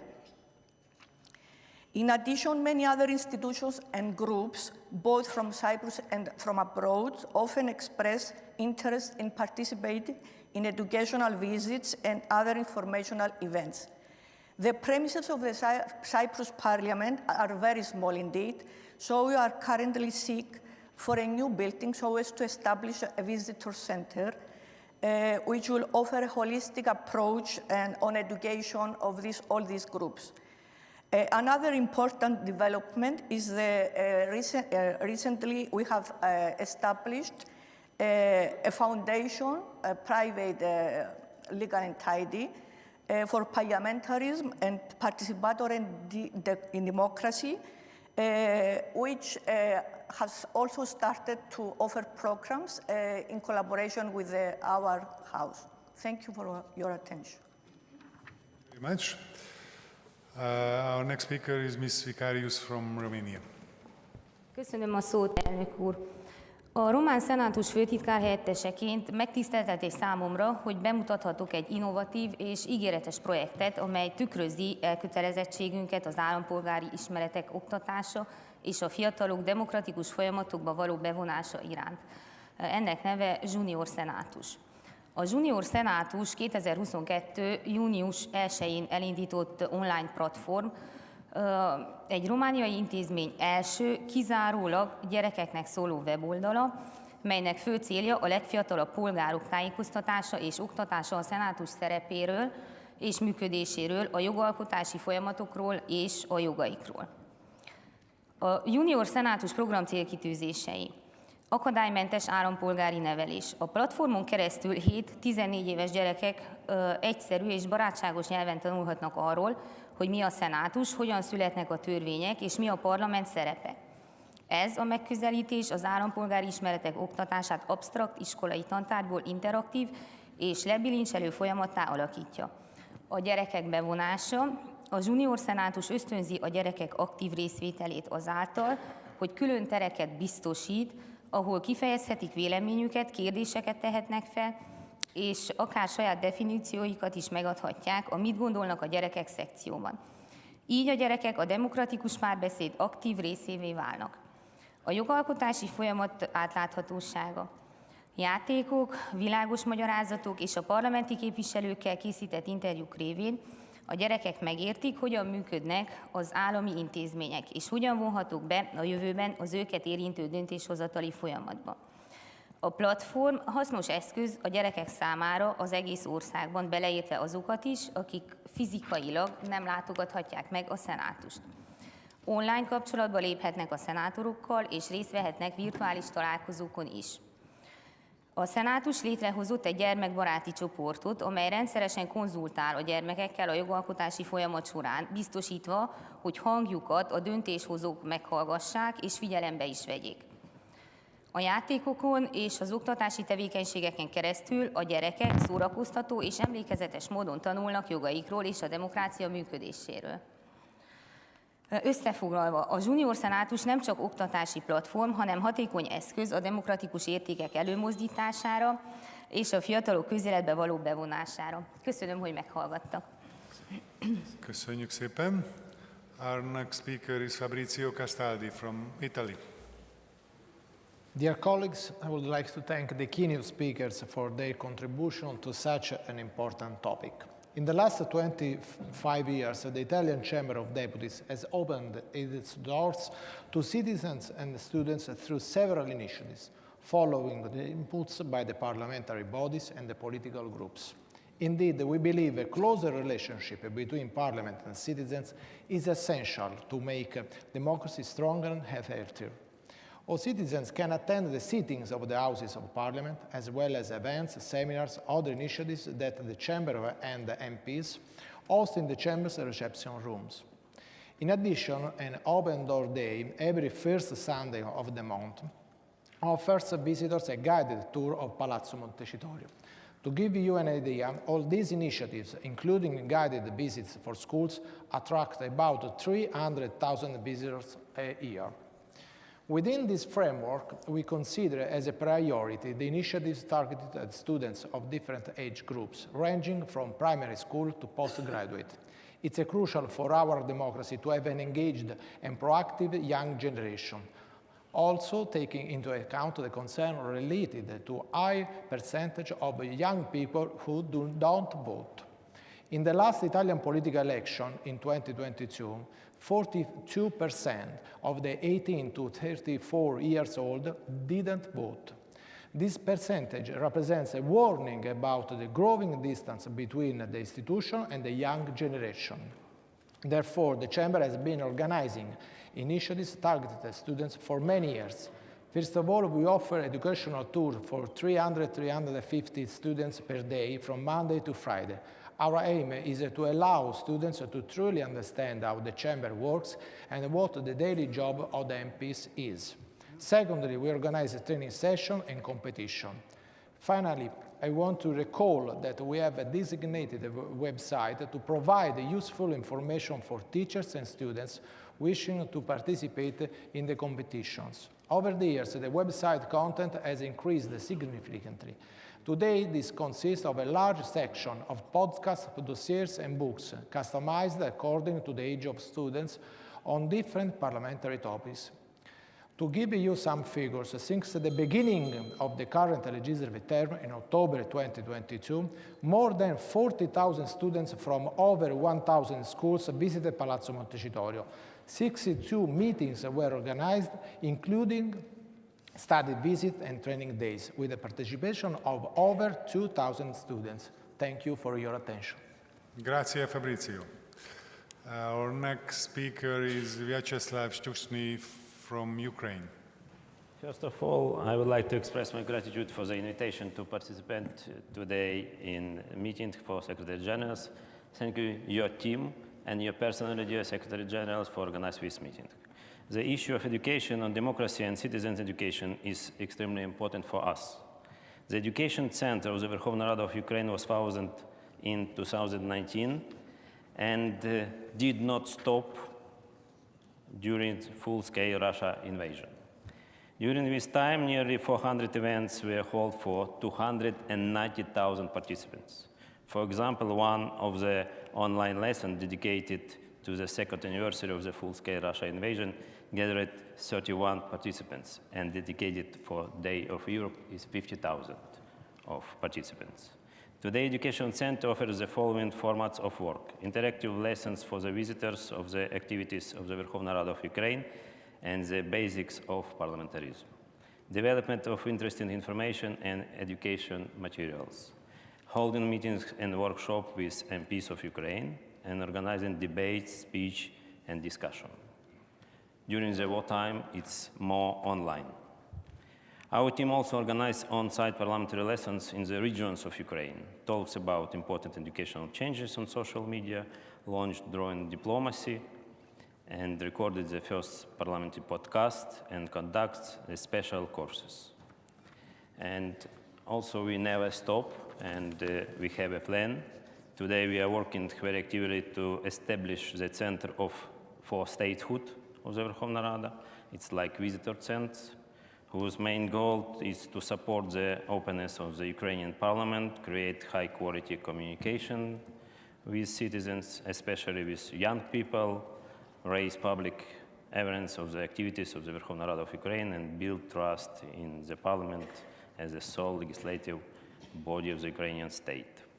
The center will include the Museum of the History of Parliamentarism, the Museum of Official Gifts, the Parliamentary Library, a cinema hall, an exhibition space, the Ukrainian House, and much more, which will undoubtedly be highly appreciated by both Ukrainians and our foreign friends they visit within the framework of interparliamentary cooperation. And we signed a memorandum between Austrian Parliament and Parliament of Ukraine in July 2024 about intent of implementing democracy workshop program in Education Center of the Parliament of Ukraine. Thank you for your attention. Thank you very much, Secretary General. Our next speaker is Georgi Makarashvili from Georgia. I would like to start my word with the gratitude for the organizing the meeting and for your warm hospitality. Citizens' engagement in parliamentary activity is essential for the health of a democracy. You can agree it is important not just for the legitimacy of parliamentary activity, but also for ensuring that the democratic process are inclusive, transparent, and responsive to the needs of the people. In the last few years, Georgian parliament had a seminal task of institutional adaptation to the new constitutional provisions that envisaged the transition of the Georgian political system from the presidential to the parliamentary republican democracy. This was a daunting task because the parliament had become the central political institution in a newly democratized country. The parliament was able to deal with this task successfully. Parliament of the challenge was managing the even increased volumes of citizens' direct engagement with the parliament, and I would like to share some practice which we have in the Parliament of Georgia. It's already well established. First, citizens have the opportunity to collect electronic signature for legislative initiatives. As technology continues to evolve, the ability to collect signature electronically will only become more integrated into the political landscape. Second, citizens, even one person, public unions and other legal entities are entitled to submit legislative proposals which enable citizens to contribute ideas and solutions to pressing social, economic, or political challenges. Third, a group of no fewer than 300 persons has a right to initiate petitions regarding the initiated problems and national social tasks. Moreover, citizens have the opportunity to attend public hearing of the draft amendment to the Constitution, as well as the committee and plenary hearing of the draft laws via the website and the special TV channel of the Parliament. The draft laws are published on the website of the Parliament as to receive public constitutions, and the committees of the Parliament have the obligation to consider the comments of the citizens and, if necessary, reflects on them in the report of the committee. One, the achievement of the Parliament of Georgia is adapting the Palace of the Parliament for persons with disabilities, and the new website of the Parliament is adapted to the needs of visually impaired persons. Lastly, I would like to emphasize the concept of the Citizens Engagement Center in the Parliament of Georgia. I'm finishing. That was introduced with the framework of the Open Parliament Action Plan, and this is the space where citizens can make use of all service based on one window principle.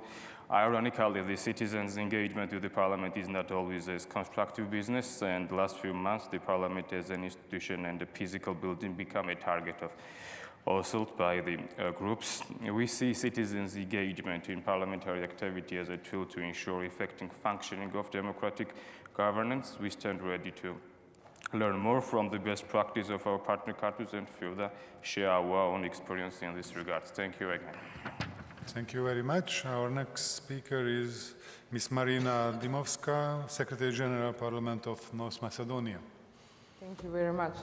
Dear colleagues, dear participants, it is a great honor for me to speak today on this topic. As a parliament, we have embarked this journey led by our mission to educate and empower young generation about the fundamental principles that guide democratic institutions and the role of the parliament in particular as a central institution in the decision-making process. Through our Parliamentary Institute, we implement activities of several levels, starting with the primary and secondary school. Through our program, Democracy and Parliament, we introduce to them the core values of democracy, the competences of the Parliament, and the citizens' rights. These seminars are designed to foster a deep understanding of democratic governance and encourage them to the strong voice in the political process at an early age. Together with our Swiss partners, we also developed the initiative titled My Point of View for Secondary School Students. By simulation of the legislative process, students play their role as parliamentarians involved in drafting legal solutions, which they present on simulated plenary session.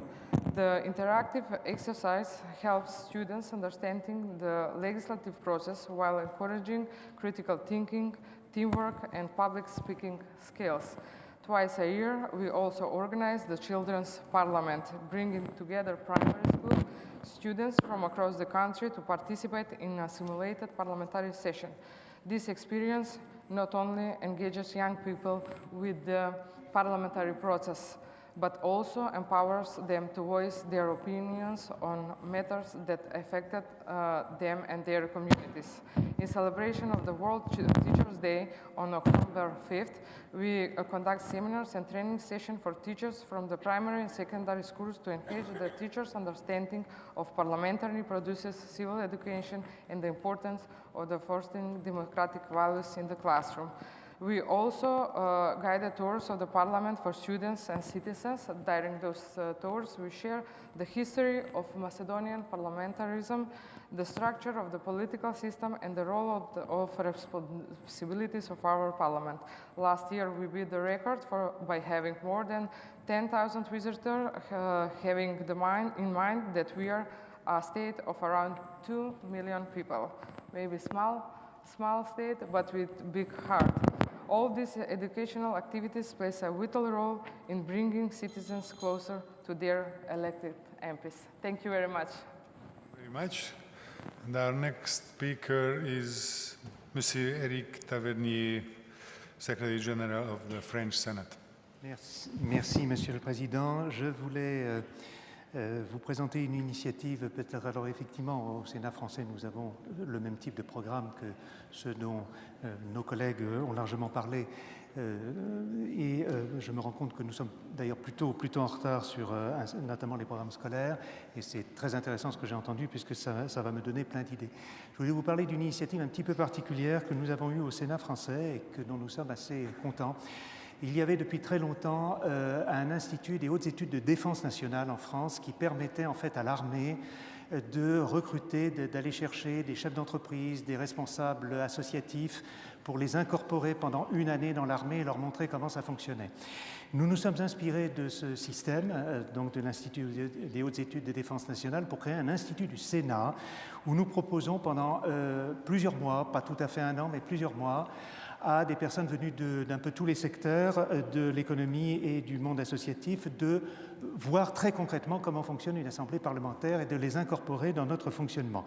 Cela concerne les milieux économiques, le secteur industriel, agricole, rural, le monde des médias, l'audiovisuel, la presse, le monde social, le monde syndical, associatif, le monde de l'éducation académique, intellectuelle, et puis la sphère publique avec les élus locaux, la fonction publique d'État, la fonction publique territoriale et les collaborateurs politiques. Donc pendant presque un an, nous les intégrons dans notre activité, nous leur montrons comment très concrètement la loi est adoptée, comment nous contrôlons l'activité du gouvernement. Nous les associons aussi aux échanges que nous avons avec les autres grands organes de l'État, le gouvernement, les ministères, le Conseil constitutionnel, le Conseil d'État, la Cour des comptes, par exemple. Et donc, l'idée, c'est de leur faire très concrètement comprendre comment leurs sénateurs travaillent. Nous les amenons aussi à faire ce qu'on appelle des jeux de rôle, c'est-à-dire à eux-mêmes rentrer dans le jeu du vote de la loi et de l'expression d'opinion. Pour terminer juste sur une anecdote positive, donc nous avons derrière, l'idée c'est quand même d'avoir des relais d'opinion, c'est des personnes qui appartiennent quand même aux milieux dirigeants, patronaux, associatifs ou dans la fonction publique, qui relaient une image positive du Sénat, et nous avons eu le plaisir d'avoir un de nos anciens membres de cet institut qui a été élue sénatrice aux dernières élections sénatoriales. Merci beaucoup.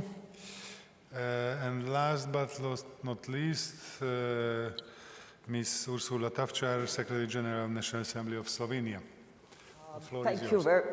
Thank you very much. Since I'm the last one in this topic, I will be very brief and short. I would like first to thank you, Georgie, and everyone here who was sharing the ideas today. I think we are all doing or trying to do more or less the same thing, with some more successfully, some of us are a bit lagging behind. But I think all of us, we came a long way for just having the visits of the building and seeing the plenary halls, because also visitors that are coming to our institution, to our parliaments, are more and more demanding. They want to get more and more information, and the information that we give them is very important, especially because of the social media, the topic that was already mentioned, and especially because of the fake news. And I think it doesn't matter how we call it, whether it's civic education, democratic participation, active citizenship. The goal of all of us is more or less the same: to teach and to educate. And maybe I would just like to stress one point, which for us was very successful, that as we all are, the primary focus, of course, is the young generation, those who are going to vote or who maybe are just starting to vote. But I must stress that we have a very good experience with senior citizens as well. We have a special group of senior citizens. At first, they were just coming to see the building, but now we offer a special program for them as well to be able to participate in workshops for how the legislation is drawn and this kind of things. And this became a great success because afterwards they bring their grandchildren or they tell their children to bring their grandchildren. So we are actually spreading the idea. But I really like some of the ideas that I heard today, especially from my French and Swedish colleague. This was something new. This is what we would like to focus, and that's it. Thank you. Thank you very much, Ursula. And thank you very much for all of your contributions. And before I give back the floor to our keynote speakers, let me tell you one comment from my side. Hearing the communication, what is come to my mind that we should consider using the IPEX and the ECPRD platform to share our best practices concerning the education programs.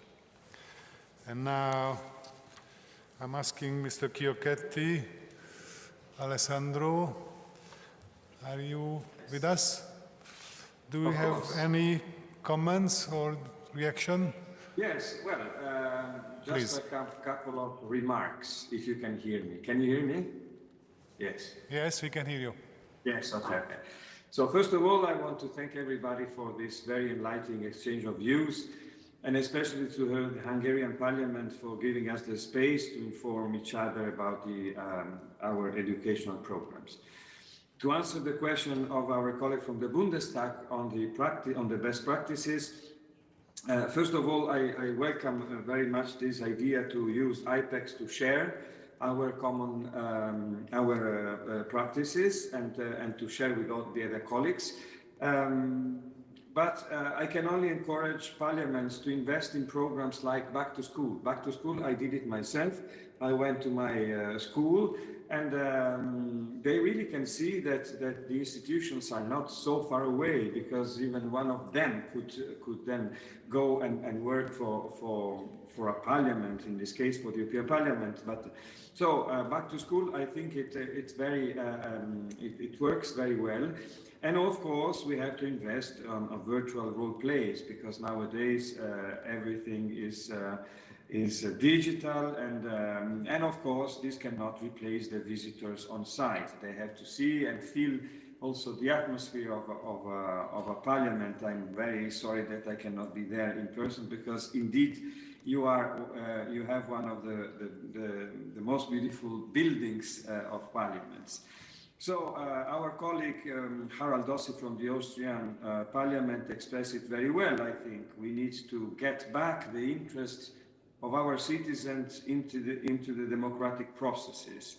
This is part of the responsibility of our parliaments, but this does not only mean, in my way, that we have to explain the young citizens how democracy works to get them to vote. I think it goes beyond. We have to stimulate their active participation. I think it's fair to say that we see a little bit disaffection of young people for politics, and this is also the purpose of everything we do, in order to stimulate not only to incite them to go to vote, but also to incite them to participate actively. And then I would say another thing. Explain democracy is fine. Explain how the parliament works is also fine. But I think we see this huge development of social media, and we have the temptation, and I see it in many countries, of the direct democracy. Direct democracy is fine, but in times of disinformation can also be very dangerous. And that's why I think we have to explain why parliamentary democracy is what we need. The colleague of the French Senate said it, mentioned it. We also have the role not only to make laws, but also to control the executive. And I think this aspect has to be very clear in our communication to citizens. At European level, for sure. I mean, citizens need to know that there is a parliament who is there also to control the European Commission. But I guess it's the same for all your national parliaments. So I was very happy to hear this morning that all of us are putting an effort to elaborate programs, and this is very promising. And I think that at a time when our democracies face significant challenges, investing in these programs is more crucial than ever, and I would say really let's us maintain our efforts, and I look forward to continuing our cooperation on these key issues, and if we can be of any help, we will be happy to help, and of course also to share what we do, and I already learned many ideas today, and I think the exchange between us is key. Thank you very much again, Mr. Secretary General. Thank you very much, Mr. Secretary General, for your remarks. And now I'm asking Mr. Dossi whether you would like to take the floor for a short reaction. Thank you, Chair. Okay, from your seat. I think I can be very short because in my view, the last hour fulfilled the function as Ingvar Madsen put it in his intervention, that the benefit of this round is to listen to each other, to inform each other, to share experiences and best practices. And I have been indeed listening very carefully to all the interventions, which at least for me have been very interesting. I would only like to highlight 2 points. The first, I think Silke Albin has mentioned the need to evaluate existing programs. And I can very much support this and tell you that 18 years ago, we started just with the democracy workshop. And all the other elements in our program, we added step by step over the years. So at the moment, we are investing a sizable amount of public money into all these formats and programs. And of course, the situation, and I think we are not the only country in Europe with strict budget, force us to evaluate, to constantly evaluate our offers, and I think it's by the way good to have these ongoing evaluations. The second point I would like to mention is the issue of social media, which I think is a very important issue, and you can't avoid it. And we, in our parliament, we are trying to tackle this issue from 2 sides. The one is that we proactively use social media channels by the parliamentary administration to feed into these channels fact-based and equidistant information on parliamentary processes. So in order to give everybody in this field who is interested into such fact-based informations, giving them the possibility to find it in social media.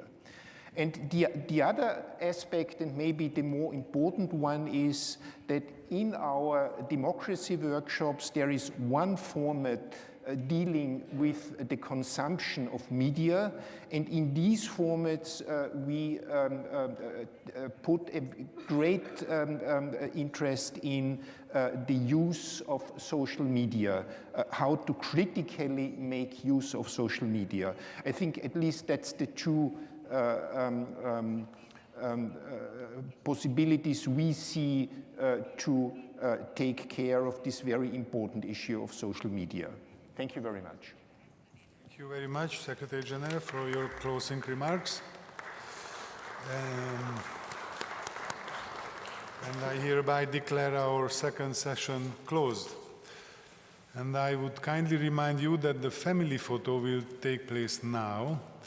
So I invite you all, my dear colleagues, to proceed together to the grand staircase by walking through the dome hall where the Holy Crown and the crown jewels are displayed. After the photo, you are all invited to have a coffee break on the corridors, and the next session will start at 11:15 in this very room.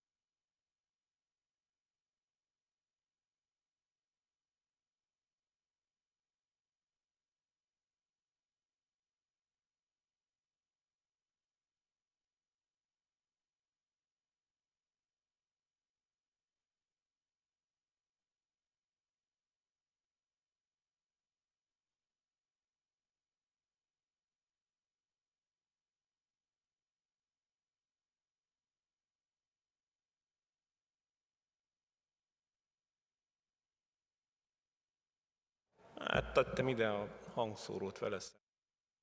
Akkor most 1, 2, 3, 4 éneklek. Várj, be is tollak egy kicsit magamnak, hogy halljak.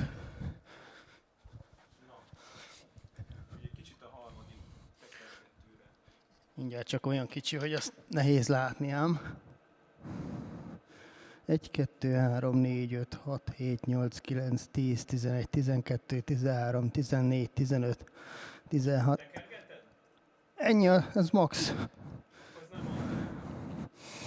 Akkor a következő 1, 2, 3, 4, 5, az maxon van. Az utána lövő is maxon van. 1, 2, 3, 4, 5, 6, 7, 8. És ez se? 1, 2, 3. Figyelj, ez itt maximum van. 1, 2, 3, 4. 1, 2, 3, 4. Hallasz valami változást? 1, 2, 3. Semmit. Figyelj, itt gyakorlatilag az első 5 maximum van. 1, 2, 3, 4, 5. Akkor a masteren tolja egy kicsit hangosabb lesz itt az elnök is volt. Azt mondod láp. 1, 2, 3, 4, 5, 6, 7, 8, 9, 10, 11, plusz 5 decibel most már a lábra. 1, 2, 3, 4. 1, 2, 3, 4, 5. Ez már 15 decibel. Sok. Jó, figyelj, 5 decibelre visszahúzom. Azért az jelent. 1, 2, 3, 4, 5, 6, 7, 8, 9, 10, 7 és fél. És ha billentenél még a hangszórón? Nézzük meg a figyelszövét is. 1-es, 2-es, 3-as, 4-es, 5-ös, 6-os, 7-es, 8-as. Várjál, csak megnézem, hogy mire van állítva. 1, 2, 3, 4, 5, 6. Föltekertem neki azt is maximumra.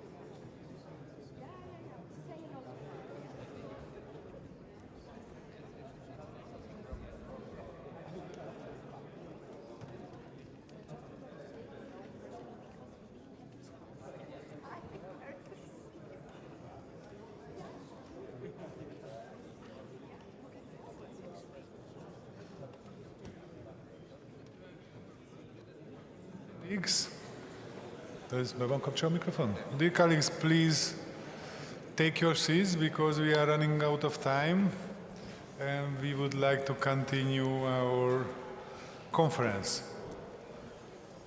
But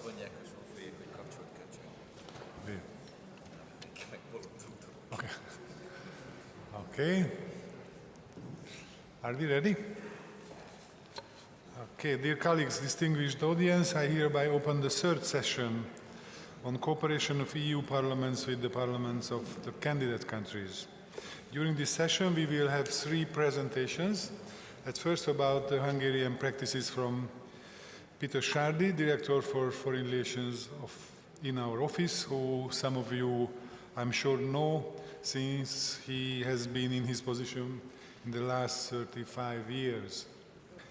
Then the topic will be discussed from one of the candidate states' point of view, since Mr. Smiljanic, Secretary General of National Assembly of Serbia, will share his thoughts about the topic. And at last, the program manager of a very important initiative of the EU, Mr. Jonathan Murphy, head of the Inter-Pares Partnership Program, will deliver his keynote speech. So I now give the floor first to Peter Sárdi. Mr. Director, please deliver your speech from the podium.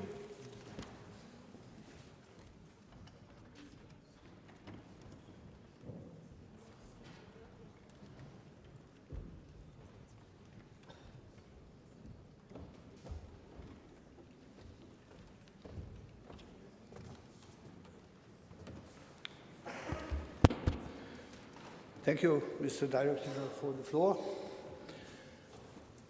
Distinguished Secretaries General, dear colleagues and guests, may I begin with a personal memory. In this upper chamber hall, exactly 20 years ago, in February 2005, just 1 year after our accession, together with your predecessors, and most probably with some of you, we could achieve a historical result in our common work. Namely, after 30 years of Babylon challenges in the Speakers' Conference, we could find an appropriate solution to save money for our taxpayers. If I remember well, in 2004, in The Hague, the interpretation cost for the Dutch Parliament amounted 160,000 euros. After the reform which we achieved in Hungary in the Budapest Conference of EU speakers in 2005, the language regime, the new one, resulted in saving minimum this sum of money for us and for the incoming organizing parliaments. I wish Cossack could follow our example. Sorry, Mr. Silva. And now let me turn to the specific content of this agenda. As the Director for Foreign Relations since 1991, I had the privilege to be an active actor in the evolving interparliamentary cooperation from two perspectives. First, as the parliament of a candidate country, and after the accession of Hungary in 2004, as the office of the parliament of a member state. We know that the accession process requires a huge effort from parliaments of the candidate countries. The pressure and the excitement had always been with us before 2004. And I can tell you that we made the necessary changes in our structure in the office well on time. From a human resources point of view, the establishment of the EU department already in 1908, the increase of staff not only in the Foreign Relations Office, but also in the EU Committee Secretariat have been a great achievement. Furthermore, from procedural point of view, this meant that changes in the rules of procedure of the House, and thirdly, from legal point of view, the elaboration of the necessary legal provisions For instance, about the cooperation between Parliament and government in EU decision-making, or the status law of the Hungarian members of European Parliament, just to mention a few. This is our know-how and our institutional memory of the accession processes. Ever since our accession, the Hungarian National Assembly considered it important to support the parliament of EU candidate countries through the instruments of the parliamentary diplomacy in the bumpy road of European integration. Allow me now, distinguished audience, to introduce our practice from two aspects: the bilateral cooperation agreement of országgyűlés with the parliaments of candidate countries, and the participation of our office in the parliamentary capacity building programs. These are all coordinated by the Directorate for Foreign Relations. With regard to the bilateral cooperation, according to our experience, institutionalizing the parliamentary diplomatic cooperation, signing of agreements happens when relations get more specific and involves concrete areas of exchange practices. The two pillars of bilateral parliamentary relations are the partnership framework agreements at political level and at administrative level. The Hungarian National Assembly has quite a few political bilateral agreements with partner parliaments on speakers level, mostly in Europe. For the time being, at administrative level, we have signed partnership framework agreements with 9 parliamentary offices, including also Asia and Latin America. In general, the main areas of interest are promotion of parliamentary democracy, transparency, and accountability. In case of candidate countries, the specific objective is to transfer the experience related to the integration into the European Union. Sharing experience on practice of parliamentary oversight over the executive bodies related to the transposition of the EU acquis into national legal systems is important. Usually, budgetary, IT and e-parliament, human resources, and operational issues of parliaments are also included in the agreements. An added value of these agreements is that they provide an opportunity for establishment of direct contacts between the departments of parliaments. And I am very glad to see some very familiar, friendly faces also here in this room. Mr. Rákóczi, for example.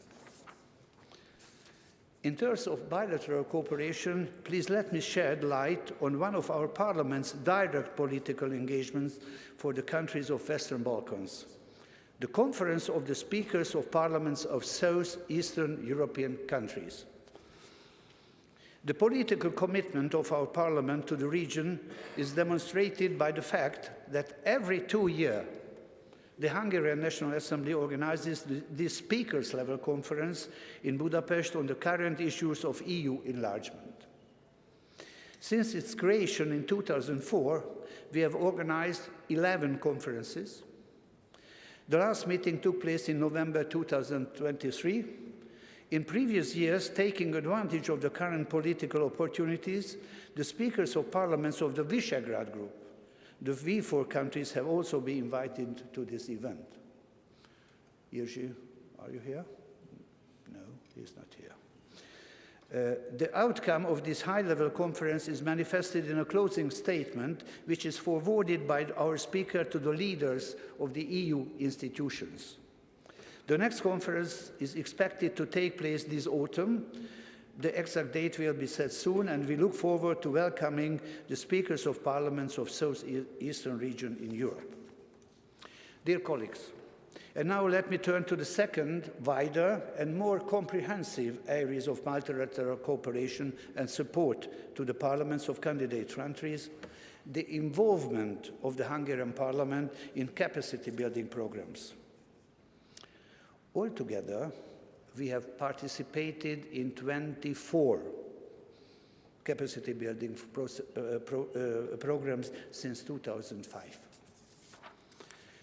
The main goal of these programs are the knowledge transfer and the exchange of experience and best practices with our partners.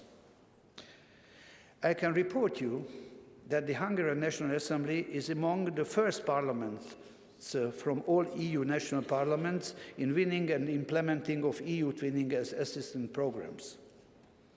Since the accession of Hungary to the EU, the Office of the Hungarian National Assembly has been transmitting its experiences gained during the accession process to the beneficiaries through EU or other international assistance programs. We have implemented 18 of such programs so far in the South-Eastern European countries, in the Eastern Partnership and Southern Neighborhood. Of course, our successful participation depended not only on our professional experts, but to a great extent on the close and friendly cooperation with many of your chambers.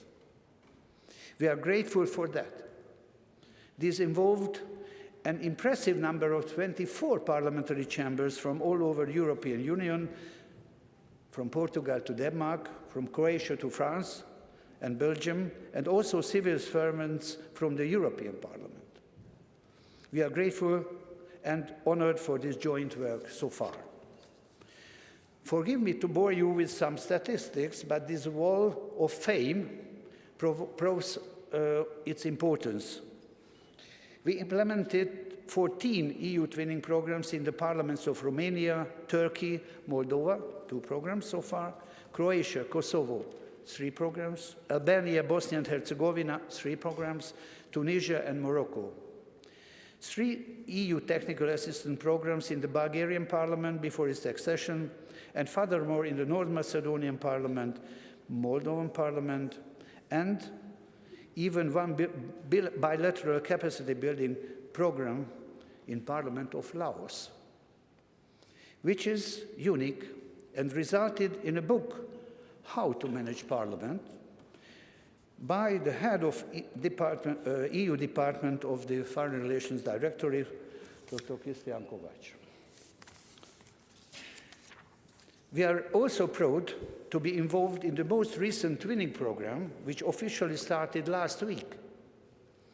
From February 2025, the Office of the National Assembly participates in the implementation of the 3rd Moldovan Parliamentary Twinning Program led by the Hellenic Parliament, and with the participation of 2 chambers of the Romanian Parliament, the Austrian National Council, and the Italian Chamber of Deputies as junior partners. Together, we will do whatever we can to support the Moldovan Parliament to its role in successful EU accession. Distinguished audience, but last but not least, let me highlight the Hungarian participation in the Inter-Pares program. This initiative has proved its validity with the success of several partnerships implemented all around the globe. In terms of the parliaments of candidate countries, the inter-pares type assistance may go hand in hand with other more resourceful EU support measures for parliaments, be it either twinning or technical assistance programs. I am convinced that the candidate country parliaments may use successfully the advantages of inter-pares program, such as flexibility, short procedures for implementation. Nevertheless, this cannot replace the more comprehensive, longer cooperation, which is more the characteristics of twinning. Having said that, we are also happy to be actively involved in the inter-pares partnerships. In the first phase of the program, the Hungarian Assembly participated in the parliamentary partnerships in Bhutan, Malaysia, Montenegro. Currently, we are involved in 3 partnerships with the Parliament of Uzbekistan, with Nepal, and as a candidate country with the Verkhovna Rada of Ukraine. I am sure that challenges of project implementation can be overcome together with other EU parliaments and with the support of the inter-pares managing team. I'm sure that Mr. Jonathan Murphy, head of the Interpares program, will provide more information in this respect. To sum up, the Hungarian National Assembly is ready to continue our support to candidate countries through various types of instruments of the parliamentary diplomacy, be on bilateral or multilateral basis, with your precious help. Thank you for your kind attention.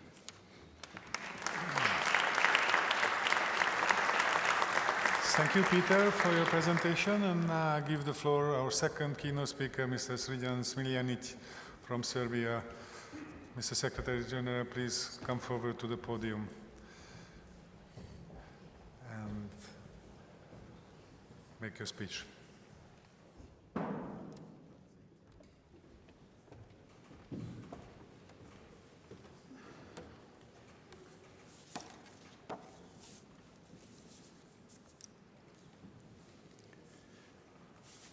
Distinguished Mr. Zok, ladies and gentlemen, distinguished colleagues, allow me to greet you on behalf of the National Assembly and on my own behalf and say that it is my pleasure to have today opportunity to participate as a speaker in the meeting of the Secretary General of Parliaments in EU member states.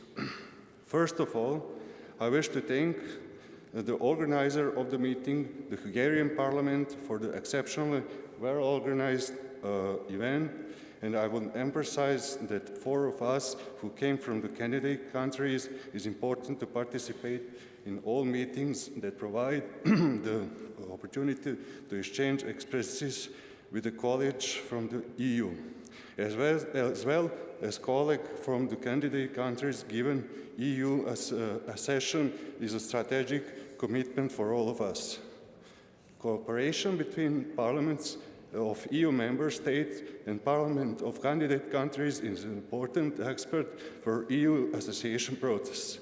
Cooperation supports the democratic process, institutional capacity building, as well as the harmonization of the legal system of candidate country with the EU acquis. This cooperation takes place through the various mechanisms. Those mechanisms include traditional parliamentary bilateral cooperation, parliamentary conferences, training programs, regional and EU parliamentary initiatives, as well as bilateral political and technical agreements. The National Assembly of the Republic of Serbia has a well-developed bilateral cooperation with parliaments of EU member states and candidate countries. This cooperation takes place both at the political level and the level of cooperation between parliament services. As an important form of parliamentary cooperation, I also wish to highlight parliamentary friendship groups. Parliamentary friendship groups with EU member states traditionally have the largest number of members and are the most active groups, and the parliamentary friendship groups with Germany, France, and the most with the members of with the groups with the EU member states. The Serbian parliament also have very well-developed cooperation with EU Parliament. The cooperation between the representatives of the National Assembly and the European Parliament was established in 2004 in the form of regular annual meetings of the Interparliamentary Dialogue. The cooperation of the two parliaments in this form lasted until the entry into force of the CAA, when the Stabilization and Association Parliamentary Committee was formed, which raised in this cooperation to higher institutional level. The National Assembly of the Republic of Serbia also intensively cooperates through the European Integration Department with the European Parliament's Director for the relations with national parliaments, whose remit includes, among other things, organizing seminars, conferences, and roundtables for MPs and staff of national parliaments of member states and candidate countries. Through its European Integrations Committee, the National Assembly participates in the activities of the Conference of the European Integration Affairs Committees of the states participating in the stabilization and association process of South-East Europe. This conference is to great relevance for the very development of the candidate countries' European integration process. In this regard, I wish to emphasize that in the first half of November last year, the 20th COSAP meeting was successfully held in the National Assembly of Serbia, as it resulted in the adoption on the joint declaration that had not to be passed for quite some time. The National Assembly of the Republic of Serbia uses the IPEX platform. The possibility of using this network for an online interparliamentary exchange for information has great importance for us institutionals, as well as it also open for EU candidate country parliaments. Being an EU candidate country that has been the negotiation process for some now makes the significance of this platform even clearer. Its database contained relevant legal and political acts important for EU integration process. Strong interparliamentary bonds strengthen a political dialogue between EU candidate countries and EU member states and exchange the credibility of candidate countries' EU integration process. EU member states parliaments may provide a significant support to candidate countries during their EU accession process, both with regard to their governments and at the EU level. Cooperation between candidate countries, parliaments and member states. Parliaments provide candidate countries with more flexibility in the political and legal alignment with the EU by strengthening democratic institutions and promoting political and economical stability. This process benefits not only candidate country but also the EU itself.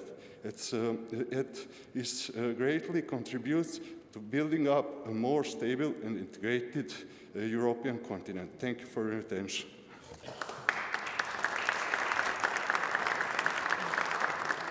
Mr. Secretary General.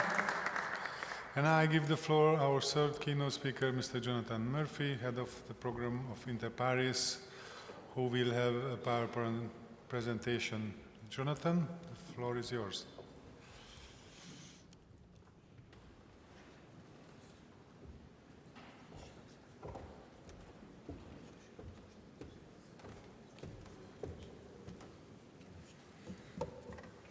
Thank you very much indeed.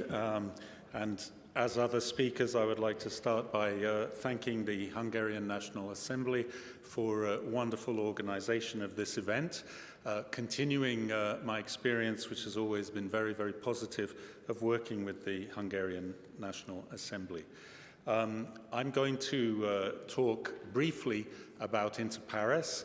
I'll focus specifically on the work that we have done with you on two candidate countries, Montenegro and Ukraine, but also talk a bit broadly about Inter Pares.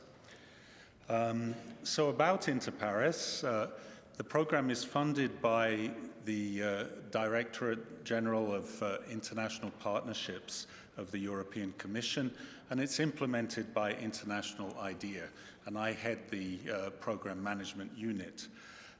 It's based on a peer-to-peer model, leveraging expertise from EU member state parliaments and 23 EU member state parliaments, including many people that I know and have worked with here in this room, have been engaged with Inter Pares to date.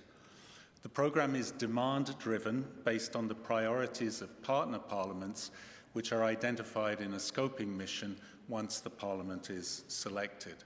Just to talk about the demand for the program, since 2019 we've worked with 24 parliaments, or are working with, but more than 80 parliaments have applied to be part of Inter Pares, so it's very popular. The budget is 10.5 million euros over 2 phases. The first phase was 2019 to 23. The current phase is 23 to 26. The key objectives and activities, I think, won't be any great surprise to you. So first of all, strengthening core parliamentary functions, representation, lawmaking, oversight, budgeting. enhancing Parliament's capacities on global challenges, focusing on youth and women's participation. And we work, again, as many of you know, through various different modalities. And I repeat the comment of a Hungarian speaker that it's quite flexible. So peer-to-peer exchanges, technical assistance, training, and development of parliamentary tools. We support parliamentary research, digital transformation, and crisis governance. So you will have the chance to read the presentation. It'll be distributed afterwards, but just a couple of headline results. So 1,934 participants from partner parliaments have been engaged in activities involving over 400 MPs and staff from European Union national parliaments. Here, I hope you'll be able to see this, but just gives you a sense of where we are at in phase 2. The 10 parliaments that we are working with and have worked with since 2023 are listed there. And to emphasize, 253 different engagements of European Union member state parliaments and the European Union Parliament driving action across all of our work. And just to list a few of the top ones, the French National Assembly involved in 31 activities, the Lithuanian Seimas in 19, the German Bundestag in 18, the Irish Houses of the Oirectus in 17. There are actually 3 tied for 17, so Ireland, the Danish Folketing, and the Czech Republic Chamber of Deputies. Hungarian National Assembly in 15 activities, and also the Parliament of Cyprus in 15 activities. Portuguese Assembly of the Republic in 13, the Austrian Parliament in 13, and the French Senate in 13. So, and many other parliaments that aren't listed that have been involved in a number of activities. So I'll just switch to the next area. I want to focus on partnerships with accession parliaments, and we have worked and are working with 2 parliaments, 2 accession parliaments, Montenegro and Ukraine. Just to say that there are certain limitations for us in working with accession parliaments, because one of our principles is that we don't work with parliaments that have existing substantial European Union bilateral support, such as twinning programs. And so a number of accession parliaments are in receipt of twinning programs, and because of our limited resources, we usually stand back from working in that situation. So on Montenegro, the partnership ran from February 21 to July 2023, aiming to enhance oversight and legal harmonization.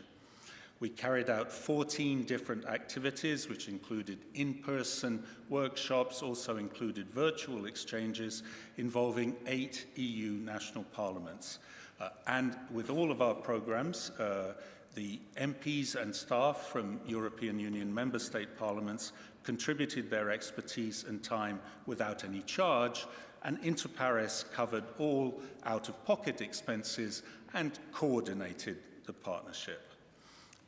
So just to run quickly on the oversight priority, the Austrian National Council, the Czech Chamber, the French Senate, the Hellenic Parliament, Croatia and Hungary were involved in that priority. And on legal harmonization, Croatia, the Czech Chamber, Hungary, both chambers of the French Parliament, and the Italian Chamber. So in terms of results and impact, 146 participants were trained, including 28 MPs. Almost all staff reported knowledge improvement. Over half of staff indicated they had applied their new knowledge in their daily work. and there was a 93% satisfaction rate from both the EU participants and the Montenegrin participants. 3 recommendation reports were prepared on enhancing processes, procedures in the Montenegrin Parliament. So lessons learned from Montenegro, the peer-to-peer exchange was highly effective, very relevant for Montenegro as an EU candidate country. Political stability is crucial for success, and in a situation where there is less political stability, the importance of flexibility and adaptive implementation. Ukraine, and I should have said before talking about Montenegro, very pleased that the Secretary General of the Montenegrin Parliament, Mr. Klaric, is here, and also Mr. Stuchny, the Secretary General of the Verkhovna Rada of Ukraine. So this partnership was launched in April 2023 to support the Verkhovna Rada in performing its constitutional roles during wartime, and to support the EU accession process. And by far the largest number of EU member state parliaments for any of our partnerships have participated or indicated their wish to participate, 19. The project focuses on 7 key areas, but we have agreed with the Verkhovna Rada to focus initially on EU integration and on strengthening the Verkhovna Rada's role in the budget process. And this is just a table. You might not be able to read it, but it shows all 7 priorities and how many different EU member state parliaments express an interest and are participating in the partnership. And on EU integration, I believe there are 12 parliaments, and on the budget process, 13 parliaments. So on strengthening the Verkhovna Rada in the budget process, in March 2024, we organized a peer-to-peer workshop in Prague, hosted by the Czech Chamber of Deputies, providing insights into parliamentary budgetary processes across Europe and 12 EU member state parliaments, as well as several Supreme Audit institutions exchanged with the Verkhovna Rada MPs and staff. There was a study mission to Berlin at around the same time, offering first-hand exposure to Bundestag budget practices. In May 2024, a workshop was organized in Brussels in collaboration with the European Parliament, and again, including several EU member state parliaments, training 10 Verkhovna Rada and Audit Chamber of Ukraine staff in fiscal policy oversight. In January 2025, and actually just last Friday, there was a mission of the Budget Committee MPs from the Verkhovna Rada and staff to the Austrian Parliament to address specific Parliamentary Budget Office implementation questions. And we continue to work closely on this priority. There's a dynamic for change and implementation in the Verkhovna Rada to help establish a parliamentary budget office. And I expect we'll be back in touch with you asking for further support there. On EU accession, in June last year, we organized a 2-day workshop online engaging 200 VRU representatives on Ukraine's EU accession negotiations. And then that event, 12 EU national parliaments, 15 chambers, shared their direct experiences with EU accession. Coming up, we have in March a workshop co-organized with the European Parliament for Ukrainian members of Parliament on effective communication of EU accession processes and opportunities. And in the 2nd or 3rd quarter of this year, we will be organizing an in-person workshop hosted by one EU national parliament, providing comparative examples of parliamentary committees' roles in EU integration. We have worked on some of the other priorities with Ukraine.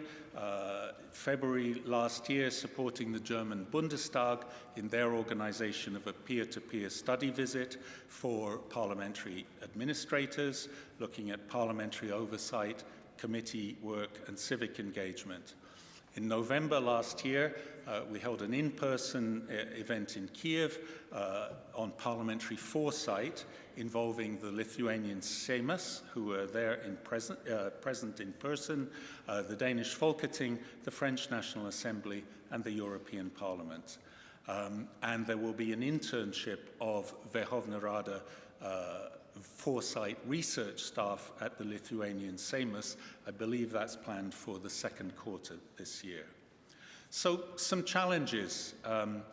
Montenegro, as I've already indicated, political instability affected implementation, but we were able, because of the strong commitment of the Secretariat, to transfer a lot of the activities that we had planned to carry out with both MPs and staff to focus specifically on staff.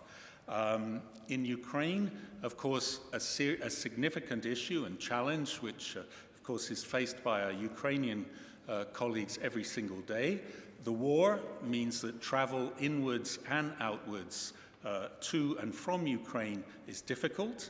The war obviously also has an impact on the reform focus. State decision-making has been more centralized under a regime of martial law.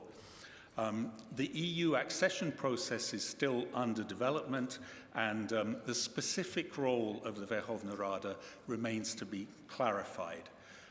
One thing that I should emphasize, and I think it will affect Ukraine perhaps more than other countries, but also other countries, change in US foreign aid policy and programs is likely to affect international support to parliamentary strengthening.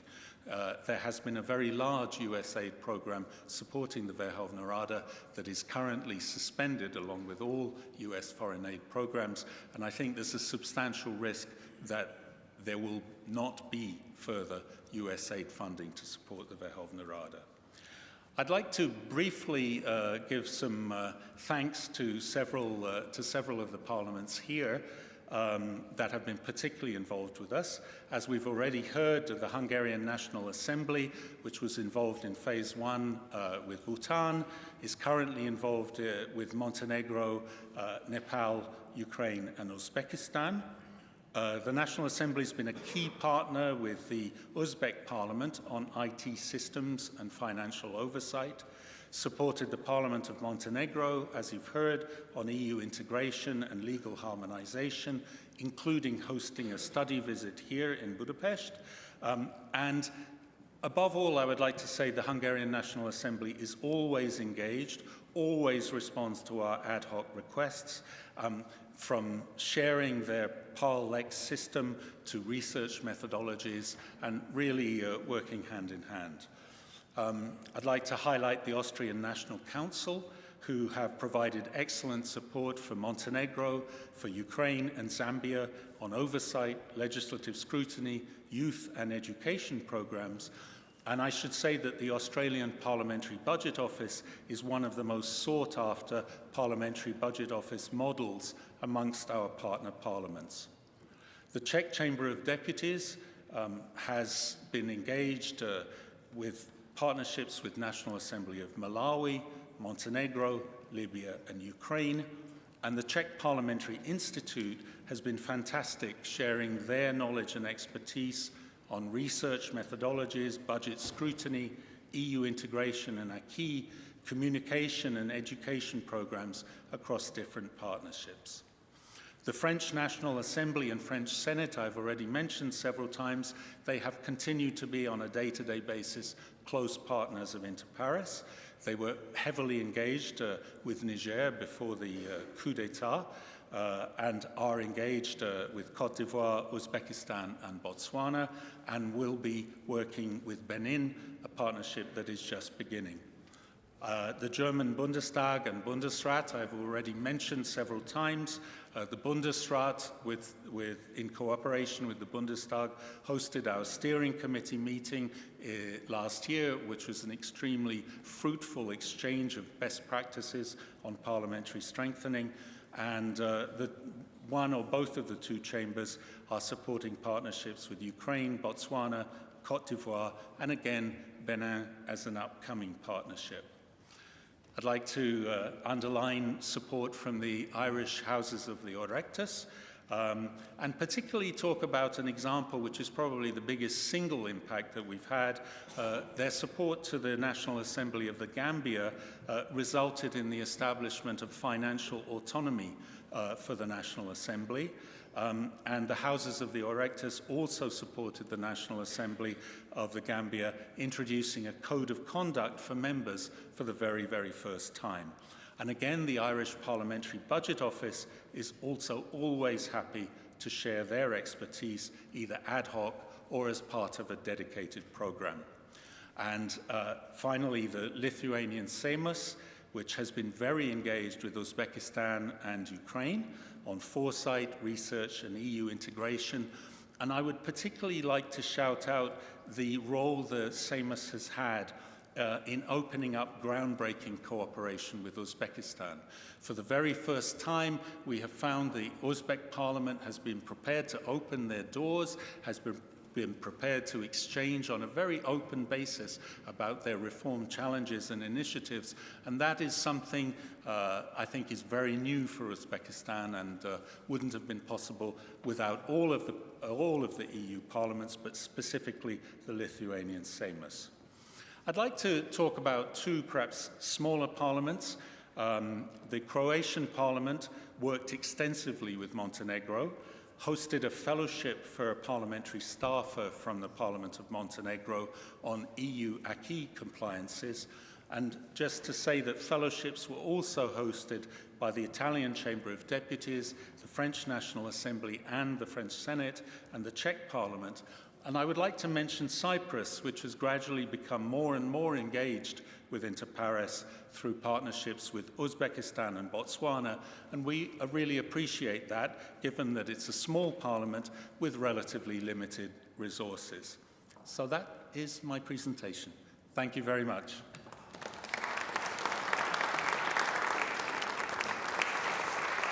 Thank you, Jonathan, for the detailed description of your activity, and thank you for the other two speakers for their valuable presentations. According to the preliminary registrations, there are 8 requests for the floor. Once again, I would like to underline that it is still possible to submit further requests at the registration desk down there. The speaking time is still 2.5 minutes. Participants are kindly asked to intervene from their allocated seat by standing up and by using the clip mic. And now I give the floor for the first speaker on our list, who is Peter Oskam from the Netherlands. Yeah, thank you, Mr. Chair, and also for the excellent organization and for putting this interesting theme on the agenda. We have to understand that the role of national parliaments in EU enlargement is crucial. And for the future, I would like to discuss how we can strengthen our cooperation. And my speaking note is not a regular note, but more an invitation or a challenge. In the past, the Dutch parliament, we call it Tweede Kamer, has always been very open to receiving delegations of members of parliaments from the accession countries. Vice versa, our committees of Foreign Affairs and European Affairs have regularly visited accession country parliaments. And on an ad hoc basis, parliamentary staff of the Tweede Kamer have participated as experts in training sessions organized by other organizations in accession country parliaments, such as in Bosnia and Herzegovina, Albania and Serbia. But it is my wish and policy to become more active in the field of capacity building. And recently, in June 2024, the Tweede Kamer finished a twinning project for the Parliament of Georgia. And currently, the Tweede Kamer is supporting partner to the twinning project of the Parliament of Moldova. And this project is implemented by a consortium of parliaments under Greek leadership, with also Italy, Romania, Austria, and your country, Hungary. And let me say to my colleagues from those countries here present, the Dutch are willing to contribute and cooperate. And lastly, I can only agree with one of the conclusions in the study, Parliament in the EU enlargement process, of the European Parliament's AFID committee, published in last January, to effectively, it's a very difficult word, support parliaments in candidate countries. The European Parliament and national parliament could also enhance their coordination, cooperation and sharing best practices. And of course, I'm eager to learn from the capacity building experiences of other parliaments. And this is exactly what we have to do and what we are doing today. Thank you. Thank you very much. Our next speaker is Silke Albin from German Bundestag. The floor is yours. Thank you. Oh, I'm sorry. It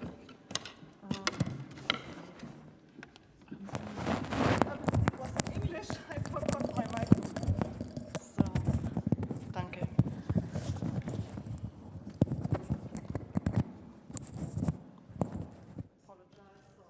Can you hear me now? No? Not so loudly. Now it it's works. much better. Okay. Thank you. Dear colleagues, the German Bundestag works with all the parliaments of EU accession candidates. Firstly, all 10 accession candidates participate in the Bundestag's International Parliamentary Scholarship, IPS, which you might know. And secondly, the parliaments work with the German Bundestag through the International Parliamentary Cooperation Programs. There can be no doubt that with Russia's full-scale invasion of Ukraine, cooperation between parliamentary administrations has become even more relevant. Mindful of the systemic competition we face with authoritarian regimes and the threats posed by disinformation, populism, and popularization, mutual and collegial support between parliaments is hugely important. In this context, the support of relevant and influential members of parliament is needed within the international parliamentary cooperation programs. I would just like to highlight 3 areas of engagement of the German Bundestag. First, the cooperations with the parliaments of Ukraine, Moldova, and North Macedonia. The work with the NDI in the scope of the initiative to strengthen the parliaments of the Western Balkans, and the female leadership training programs of the countries of the EU Eastern Partnership by the GIZ, the Deutsche Gesellschaft für internationale Zusammenarbeit. As part of the NDI's initiative to strengthen the parliaments of the Western Balkans, members of parliament from North Macedonia and other Western Balkan states, including Albania, Bosnia-Herzegovina, Kosovo, Croatia, Montenegro, and Serbia, will visit the German Bundestag in April 2025. Thank you. Thank you very much. Our next speaker is Alexander Kralic, Secretary General of Montenegro. Well, my distinguished colleagues, my dear friends, firstly, let me thank our hosts and colleagues who are present today for the invitation to representatives of candidate countries. We are all gathered here to send a message from Budapest how friendship and strong cooperation may contribute to better understanding and development of all our institutions. As a young man, I would like to emphasize that for youth, we all may link 2 words, dreams and future. From the perspective of candidate countries, I would add to this that our European path is also covered by hope of many generations who are sharing the same dreams and values, looking forward to become an EU member once. I am very proud that I could deliver the message of over 80% of Montenegrin citizens who are pro-European. Dear Secretary Generals, let me stress out that each of us are front runners of change, innovations, and exchange of good practice among our institutions. In our work, we are trying together to make things better, to contribute to fruitful and strong democracy. In Parliament of Montenegro, we implemented or are in phase of implementing more than 300 projects which made us leaders of parliaments in our region. For instance, we are the most open and the most transparent parliament among Western Balkans, and we are already follow EU standards when it comes to digitalization and sustainable work and practice. Talking about today's topic and education programs in parliaments, I am pleased to discuss with you that our administration participated in many fellowship programs in your parliaments, spreading the knowledge and getting valuable expertise and experience in different fields of parliamentary work. From the perspective of small parliaments, the exchange of knowledge and lessons learned are the great values and appreciation. As an added value of these education programs held in our parliaments, we strengthen cooperation among us, making our connections stronger and more efficient. Today, speaking to you about our education program is impossible without mentioning Austrian Parliament, who 12 years ago helped us to establish this wonderful and powerful project. Today, I started with a message about dreams, hope, and future, because together they shape the way we interact, build alliance and friendship, and create the world we wish to live in. Let me finish with the same. I hope that I will host you in Montenegro as 28th EU member state in 2028 on a similar conference. I dream to be with you in Podgorica to speak about values that can guide us towards a bright future. Thank you very much for your attention. Thank you very much. Our next speaker is Talip Üzüm, Secretary General of the Turkish Parliament. Thank you, Mr. Chairman. Distinguished colleagues, I am delighted to be with you today to discuss parliamentary cooperation between our institutions. At the beginning of my speech, I would like to thank the Hungarian National Assembly for hosting this meeting. I would also like to thank my dear colleague, Mr. György Sac. Dear colleagues, as you know, parliaments are not just legislative bodies. They are also the backbone of democratic governance, ensuring transparency and citizen participation in policy making. We shouldn't forget that parliamentary dialogue and interparliamentary cooperation have been instrumental in bringing peace and prosperity to Europe. Our parliamentarians are developing interparliamentary relations and interaction through specialized committees, friendship groups, bilateral and multilateral international organizations. For our part, as the Grand National Assembly of Turkey, we attach great importance to relevant platforms and channels, namely IPEX, COSAC, and Turkey EU Joint Parliamentary Committee. We can also contribute to this process by strengthening relations and cooperation between the administrative organization of parliaments in our respective mandates. In this context, IPEX has been playing an important role in interparliamentary communication and cooperation by facilitating the sharing of information and data. Besides that, through expert exchange programs and official visits by delegations from administrative organizations, we can observe examples of good practices and on-site and enhance our existing cooperation. In this context, we are working on establishing an exchange program for the members of the administrative bodies of the national parliaments. I would be very happy to receive your suggestion and cooperation on the project. Distinguished colleagues, as Turkey devotes itself to move forward in the membership process, let us reaffirm our commitment to strong parliamentary institutions and cooperation between all legislative bodies. Our institutions and officials are keen for the development of constructive dialogue and mutual understanding in strengthening relations between Turkey and EU. Once again, I would like to confirm that as Turkish Parliament, we are open to consider all sorts of new cooperation and to improve all existing platforms. Thank you so much. Thank you very much. Our next speaker is Marina Dimovska, Secretary General of North Macedonia.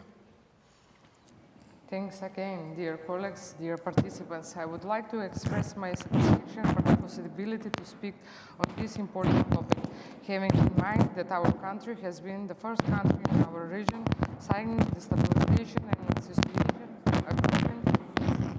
Sorry? His contact with the microphone, so would you mind? It's okay now? Hopefully, it's Yes. better. Thank you. Now my time. Okay. Thank you. I would like to express my satisfaction for the possibility to speak on this important topic, having in mind that our country has been the first country in our region signing the Stabilization and Association Agreement in 2001, and a candidate country since 2005. In these 20 years, we have managed to develop fruitful cooperation with many parliaments from EU member states. I will shortly list the long-term project. With the parliaments of Hungary, Latvia, and experts from Slovenia under an IPA project in 2011, our parliament strengthened the staff capacities for the overall role of the parliament in the EU integration process. The Parliament of the Czech Republic and Slovakia in 2014 have assisted us in the establishment of professional and expert service for research and analysis of EU-related laws and issues at Open Parliament. For steering professionalism, work ethics, and integrity among the staff was accomplished under the project in 2016, supported by the Embassy of the Kingdom of Netherlands in our country. Strengthening institution and communication of democratic values were the main objectives of the project in 2020, which our counterparts in Swedish Riksdag, besides the best practices shared between parliamentarians and staff on two parliaments, we managed to build a strong interpersonal relation that will always be there for us when we will have a need or opinion on issues at demand. Here I have to mention the assistance offered by the European Union, namely the experts from Croatia and Hungary, to improve the rules of procedures of our parliament, which later continued with the Jean Monnet dialogue of the European Parliament. With this process that has been completed in 2023, an agreement for new rules of procedures was reached and later voted in the Parliament. Today we work under these new rules to contribute to a greater efficiency in the legislative process. Currently, we are cooperating with the German Bundestag on independent security service for our Parliament, where German experts are helping us to define the legislative framework. We have also raised several topics for the future cooperation in the coming years. The Estonian Parliament is a partner in the area of digital transformation and ICT development. With the colleagues from France and Austria, in 2021, we have started a closer cooperation on the EU accession methodology and the fundamentals, and later integrated together with an expert from Croatia. All of present their variable knowledge and help our service to advance on these topics. Based on this expertise, we have managed to adopt a new code of ethics for our staff that aims to improve the image of our institution and strengthening the trust of the citizens. Also, our staff in the parliamentary TV channel were trained by the French Assembly channel on the topic, which they immediately implemented in our TV program. We plan to continue with the cooperation with our French colleagues on the topic to be defined in the upcoming months. We also have had fruitful short-term programs with other parliaments of the EU member states as well. With your support, we are assured that we'll reach this goal in the next few years from all of you. Thank you. Thank you very much. Our next speaker is Tassoula Geronimidou, Secretary General of Cyprus. Yes, it was already mentioned that we are a very small parliament, and to this extent we express our thanks to Mr. Murphy for what he has already mentioned. Although a small parliament, we are very much in the process to be engaged more and more so as to offer assistance to those in need and so as to strengthen their democratic procedures. special bond we have with Verkova Rada, with which we keep strong ties between the two speakers are on constant communication.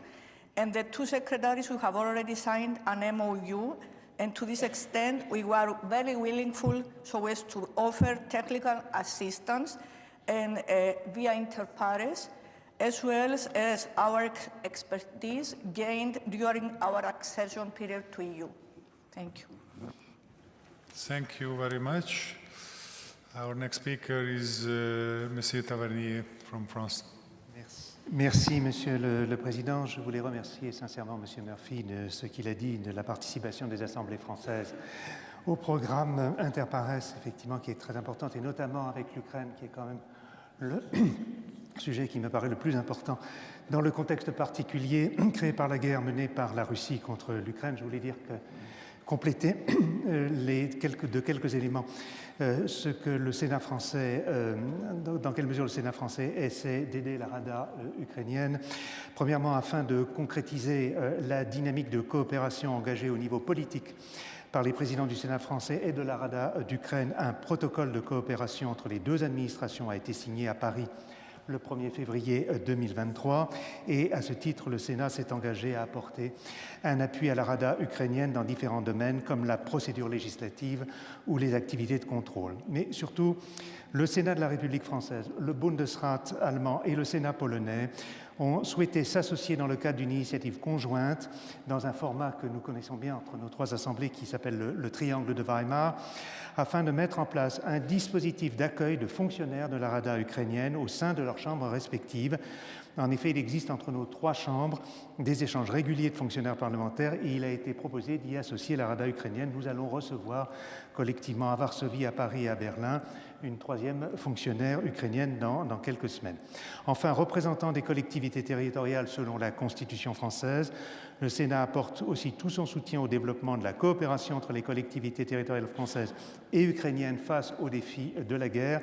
C'est ainsi qu'en juillet 2023, nous avons organisé une table ronde qui a permis à plusieurs maires ukrainiens de dialoguer avec leurs collègues et les sénateurs français sur leurs besoins de coopération, y compris pour la reconstruction. Voilà, Monsieur le Président. Merci beaucoup. And last but of course not least, Despina Chatsivassiliou, Secretary General of the Council of Europe. Thank you very much, Director General and long-standing friend, Director Peter Sardi, for this invitation. Do you hear me? Yes? Not your mic, but another mic you are using. Okay.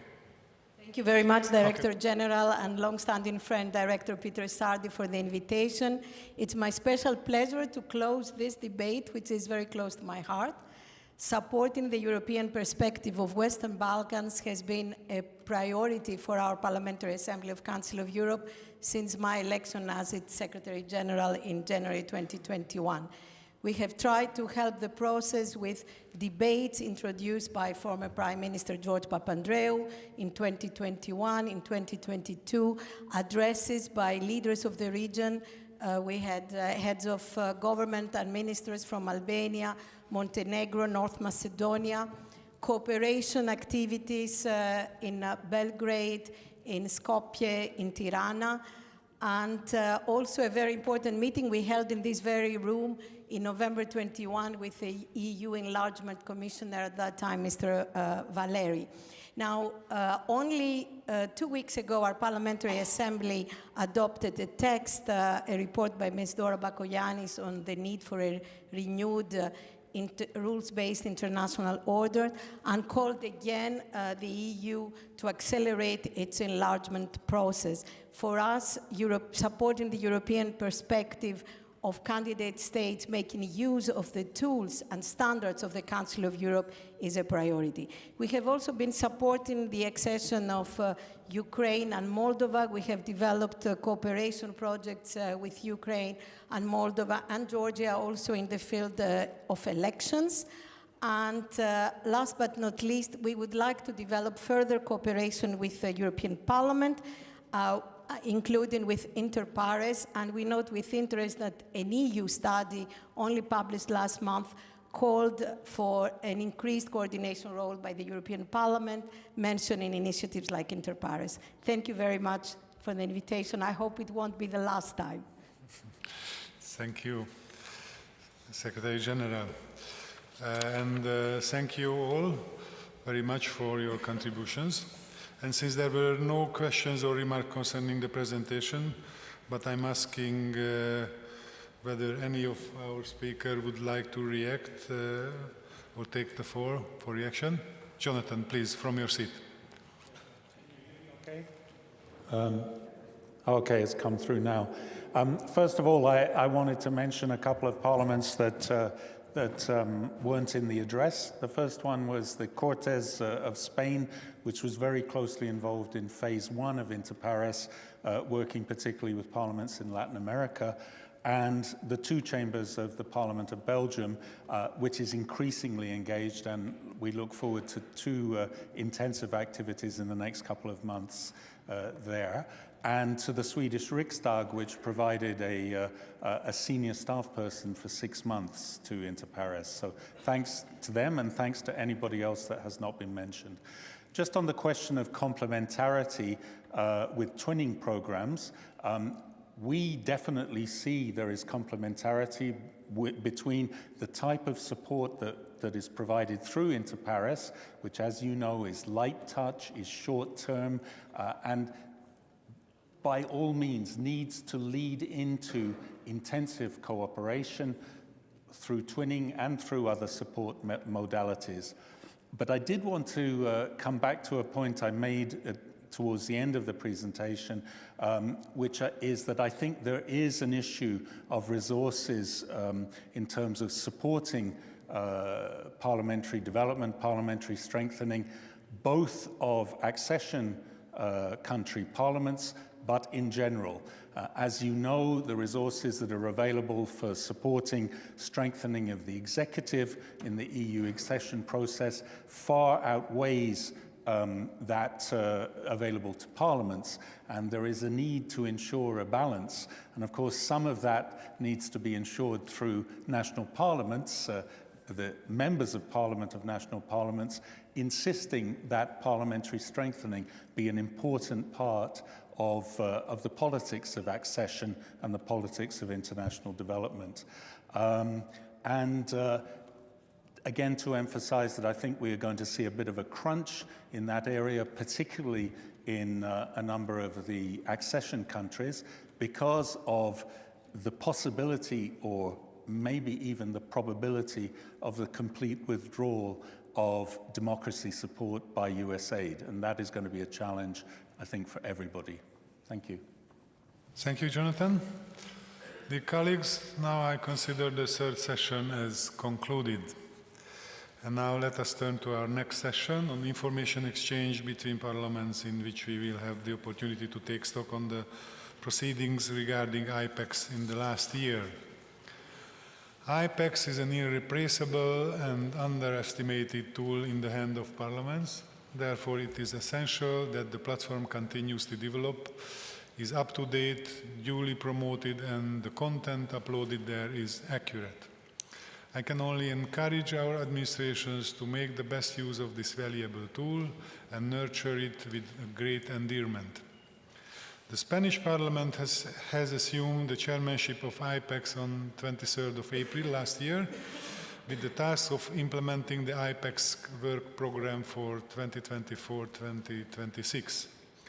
Let me congratulate to our Spanish colleagues for their excellent work and professionalism, which enabled the start of a dynamic implementation period. The incoming Hungarian chairmanship will endeavor to continue on that path. I'm inviting now the co-chairs of IPEX, Mr. Fernando Galindo, Secretary General of the Spanish Congress of Deputies, and Ms. Sara Sierra, Secretary General of the Spanish Senate, to give us a short summary on the Spanish chairmanship of IPEX. I kindly ask Mr. Galindo to come to the podium. The floor is yours, Mr. Secretary General.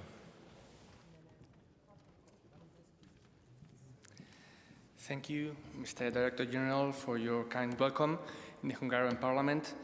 for a perfect organization of this meeting and for receiving us in this iconic symbol of history of Hungary and a real jewel of architecture which many of us envy profoundly. The meeting of this meeting of Secretaries General today marks the beginning of the last phase of the Spanish IPEX chairmanship, which began back on May 2024 after the EU Speakers Conference in Palma de Mallorca, and will end after the EU Speakers Conference that we will have held in Budapest on May. The last board meeting under the Spanish IPEX chairmanship was convened on the 23rd of January, and it adopted the documents that we will approve today, the IPEX conclusions and the IPEX annual report. I would like to seize this occasion to, once more, thank the European Parliament colleagues for the essential work and support of IPEX, as well as the Belgian Senate for its willingness to formally hire the IPEX information officer. Our gratitude extends also to the Italian Parliament for its generous offer to host the next IPEX Users Conference in Rome on March 28th. I would like also to mention those chambers that, on a voluntary basis, have decided to join the IPEX board on the next chairmanship on the 2025-2026. Thank you very much for your proactive role, because it is precisely the joint effort of all our chambers of parliaments that what allows IPEX to continue improving and becoming an irreplaceable tool for European interparliamentary cooperation. On behalf of both chambers of the Cortes Generales, we did our best to continue the work of the previous Czech chairmanship of IPEX and to pave the way for the upcoming Hungarian chairmanship 2025-2026. In doing so, we bear in mind that IPEX is meant to be not just a digital system, a one-stop shop, as it is referred to, but most of all, a network of people, which represents the IPEX soul and allow it to be the important forum for sharing information and best practice that it currently is. Under the Spanish chairmanship, we have held three kind of meetings, 3 IPEX board meetings on June, on October, and on January 2025, 2 by video conference and 1 as an in-person meeting in Brussels. The annual IPEX correspondence meeting on the 7th and 8th of November of last year in Madrid, and working group meetings held as video conferences and in-person meetings. I will not extend myself on all the work done by the different IPEX formations during the Spanish chairmanship, as it would demand a very long intervention, but let me just highlight the active participation of many of your parliaments, both in the working groups and on the board meetings, as well as the very numerous attendance of the national correspondence meeting that took place in Madrid. Many new ideas on the best ways to enhance the implementation of the rolling work program for the next 2 years have been shared along this year, and the work done by the 4 current working groups has allowed IPEX to advance towards a swift and smooth development of the further strategic positioning of IPEX. I would like to mention and thank the work done by these 4 working groups. The first one, update of the IPEX version 3 system. The second one, content and IPEX network. The third one, training. And the fourth one, promotion and social media. A special mention is deserved by the chairs for the additional work that position has implied. I would like to conclude wishing all success to the Hungarian Parliament in their upcoming IPEX chairmanships, which we start here in Budapest in May. May your Parliament, with the support of all parliaments and other institutions contributing to the IPEX network, continue to enhance the cooperation that keeps IPEX alive. Thank you very much.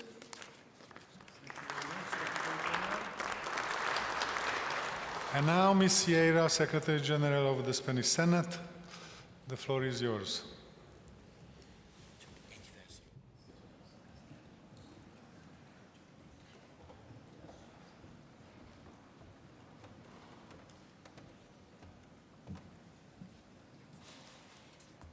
Thank you, Chair, and the rest of Hungarian colleagues for this perfect organization in this amazing and impressive place. Distinguished colleagues, it's a true honor to address this esteemed Forum of Secretaries General, whose dedication and expertise shape the institutions that are fundamental to our societies. We are here today not only as representatives of our respective roles, but as partners in a shared commitment to work together towards solutions that will have a lasting impact. With this in mind, allow me to introduce that we are gathering in this session to delve into the pivotal theme of information exchange between parliaments.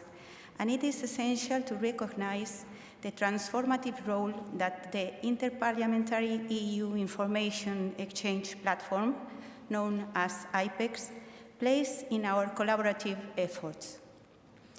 Established to facilitate a seamless electronic exchange of EU-related information among the national parliaments and the European Parliament, IPEX has evolved into an indispensable tool for interparliamentary cooperation. It serves as a comprehensive repository housing draft legislative proposals, consultation documents, and pertinent parliamentary materials, thereby fostering transparency and informed decision-making across member states.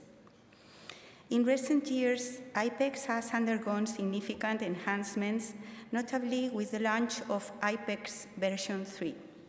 This latest iteration boasts a redesigned interface, an improved structure of the legislative database, and a suite of new tools, all aimed at making the platform more intuitive and efficient for users.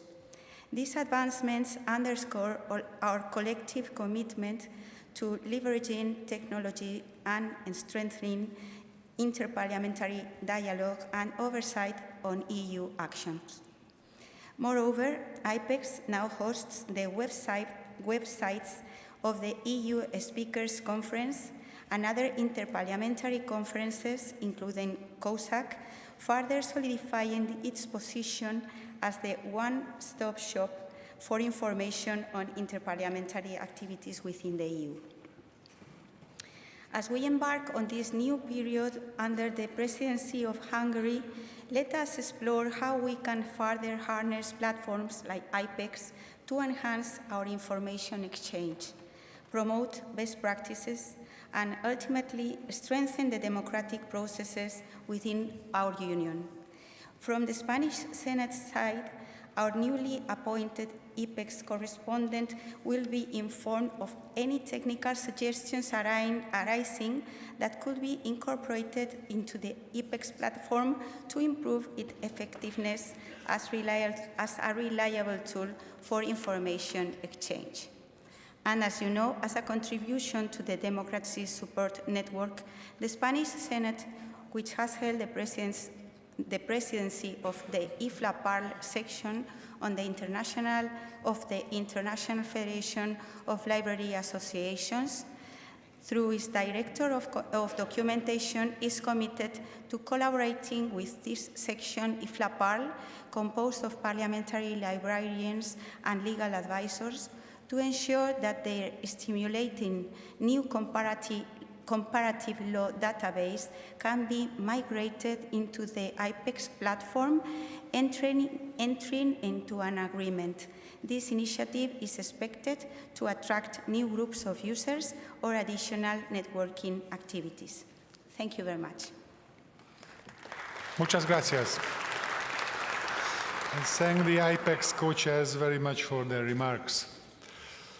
The last IPEX board meeting held on 23rd of January has adopted the IPEX conclusions and the IPEX annual report for 2024, which are submitted to the Secretaries General for our approval. The latest written report of the IPEX Information Officer is also on our desk for approval. These documents were sent to all delegations ahead of the meeting. Before adopting them, now I open the floor.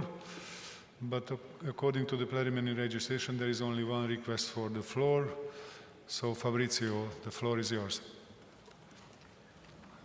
Dear colleagues, I would like to thank our Spanish colleagues for the significant results achieved by the IPEX board under their chairmanship. The Chamber of Deputies confirms that it intends to contribute to the further development of IPEX, as we have done since the origins.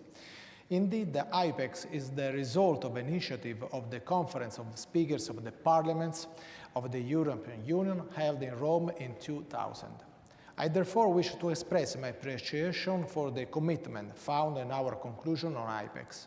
to make the platform increasingly a one-stop shop for the interparliamentary cooperation and for the exchange of information on the EU activities of each parliament.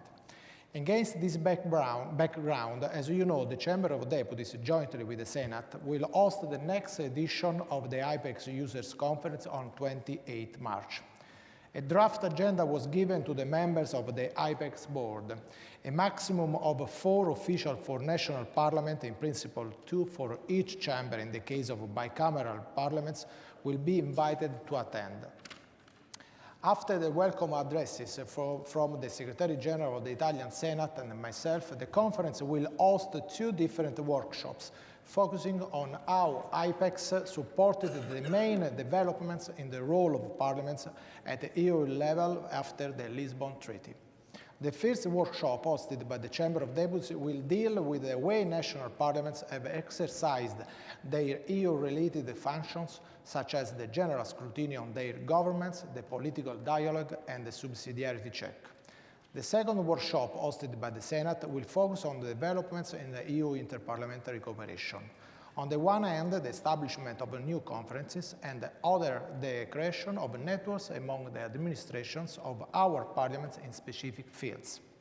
The main findings and the proposal from the 2 workshops will be debated in the final session hosted by the Chamber of Deputies. We are confident that the participants will provide suggestions on how to improve and enhance the role of IPEX in such fields.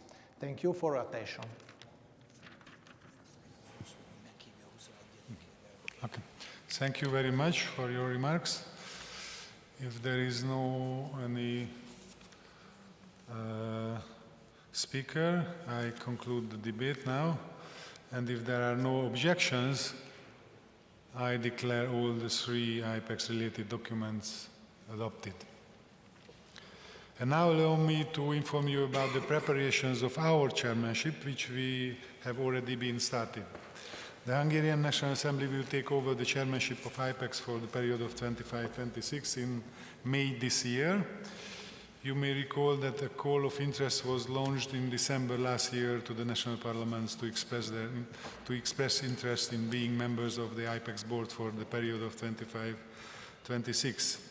As an answer to this call, we have received 22 letters of intent. The participating parliaments and chambers are listed the IPEX conclusions. I wish to thank all those colleagues for their dedication. Let me inform you about the preliminary dates of the 3 conferences we will organize during our IPEX chairmanship. At the end of this June, we would hold an in-person board meeting and an IPEX correspondence conference together, given the overlap between the participants. We also, in consultation with the European Parliament and the incoming Danish presidency at staff level, to set the dates for other 2 IPEX board meetings. In autumn, the European Parliament would host the board meeting in person, according to the current practice. And in early next January, we plan to have an online board meeting before the meeting of Secretaries General in Copenhagen. Further information and draft agendas will follow in due course. Dear colleagues, in this very last agenda item, we have 3 requests to speak, and I kindly ask our speakers to respect 3-minute speaking time from your seat. Firstly, the permanent member of the COSAC Secretariat, Mr. Jakob Sjöwall, the Swedish Parliament, asks the floor. The permanent member of the COSAC Secretariat is also a contributing member to the IPEX board and to IPEX, since IPEX hosts all the documents related to COSAC. The Hungarian National Assembly is convinced that finding synergies between interparliamentary bodies can only benefit and enrich us all. This is why we agreed with Mr. Sjöwall to present the first annual report prepared by his initiative in this audience. So, Mr. Sjöwall, the floor is yours from your seat. Thank you, Secretary General Schuch. Honorable Secretary Generals, I will be brief and I will not repeat what's written in the annual report, which can be found on IPEX and which details a little bit more about the work of the Secretariat on a more technical level, perhaps. But I thought I'd take this opportunity a little bit in the same vein as we are informed about the activities of IPEX during these meetings it's a little bit a test balloon to also briefly inform you about the activities of COSAC during last year. I am the permanent member of the Secretariat. The Secretariat, in addition, consists of one staff member per chamber, per Troika Parliament, so 6 to 7 people, and my job is to coordinate the work of the Secretariat. Very briefly put, I can report to you that COSAC conducted its business during the last year in accordance with the rules of procedure. During the Belgian presidency of the first half of last year, we had the chairperson's meeting in Namur and the plenary meeting in the premises of the European Parliament in Brussels. And during the Hungarian presidency, of course, we were hosted in this remarkable room. And the topics for discussion during these 4 meetings, I would say, were to a large extent informed by the change of legislative term and the European elections, which took place last year, and shaped very much also by the shifting geopolitical landscape, notably the war against Ukraine. So, for example, enlargement of the EU was a topic discussed during 2 of the 4 meetings, and security and open strategic autonomy were also items for political discussion. And during these meetings, the members of the EU Affairs committees of the national parliaments and the European Parliament had the opportunity to exchange views with ministers from both the Belgian government and the Hungarian government, as well as with commissioners and high-ranking experts. Apart from this political dimension, let's say so, of the debates in COSAC, there's also, of course, been an exchange of best practices carried out mainly through the biannual reports. And the topics of the biannual reports during last year followed, as is also intended by the rules of procedure, quite closely the topics discussed during the plenary meetings. I will not go into detail there. I can just say that these are perhaps of interest to the Secretary Generals and the administrations because they focus a little bit more on the practices of the parliaments. Lastly, I will just take last 5 seconds to inform you that there is now this annual report of the COSAC Secretariat published on IPEX, and that I've also taken some time during the last year to detail a guide for the COSAC Secretariat and for incoming presidencies, a little bit more focusing on hands-on how and what to do with the COSAC preparations for the presidencies. And this is also available and for you if you're interested. Thank you for your attention. Thank you. Thank you, Mr. Sjöwall, for your briefing, and I would also like to applaud your excellent work and assistance during the Hungarian presidency of COSAC. Second speaker in this session, in line with the tradition of the Secretaries General events, please allow me to invite my Polish colleague, Mr. Michał Deskur, the Secretary General of the Polish Sejm, to inform us briefly on the parliamentary dimension of the Polish presidency. Chers collègues, je souhaiterais présenter les priorités de la présidence polonaise.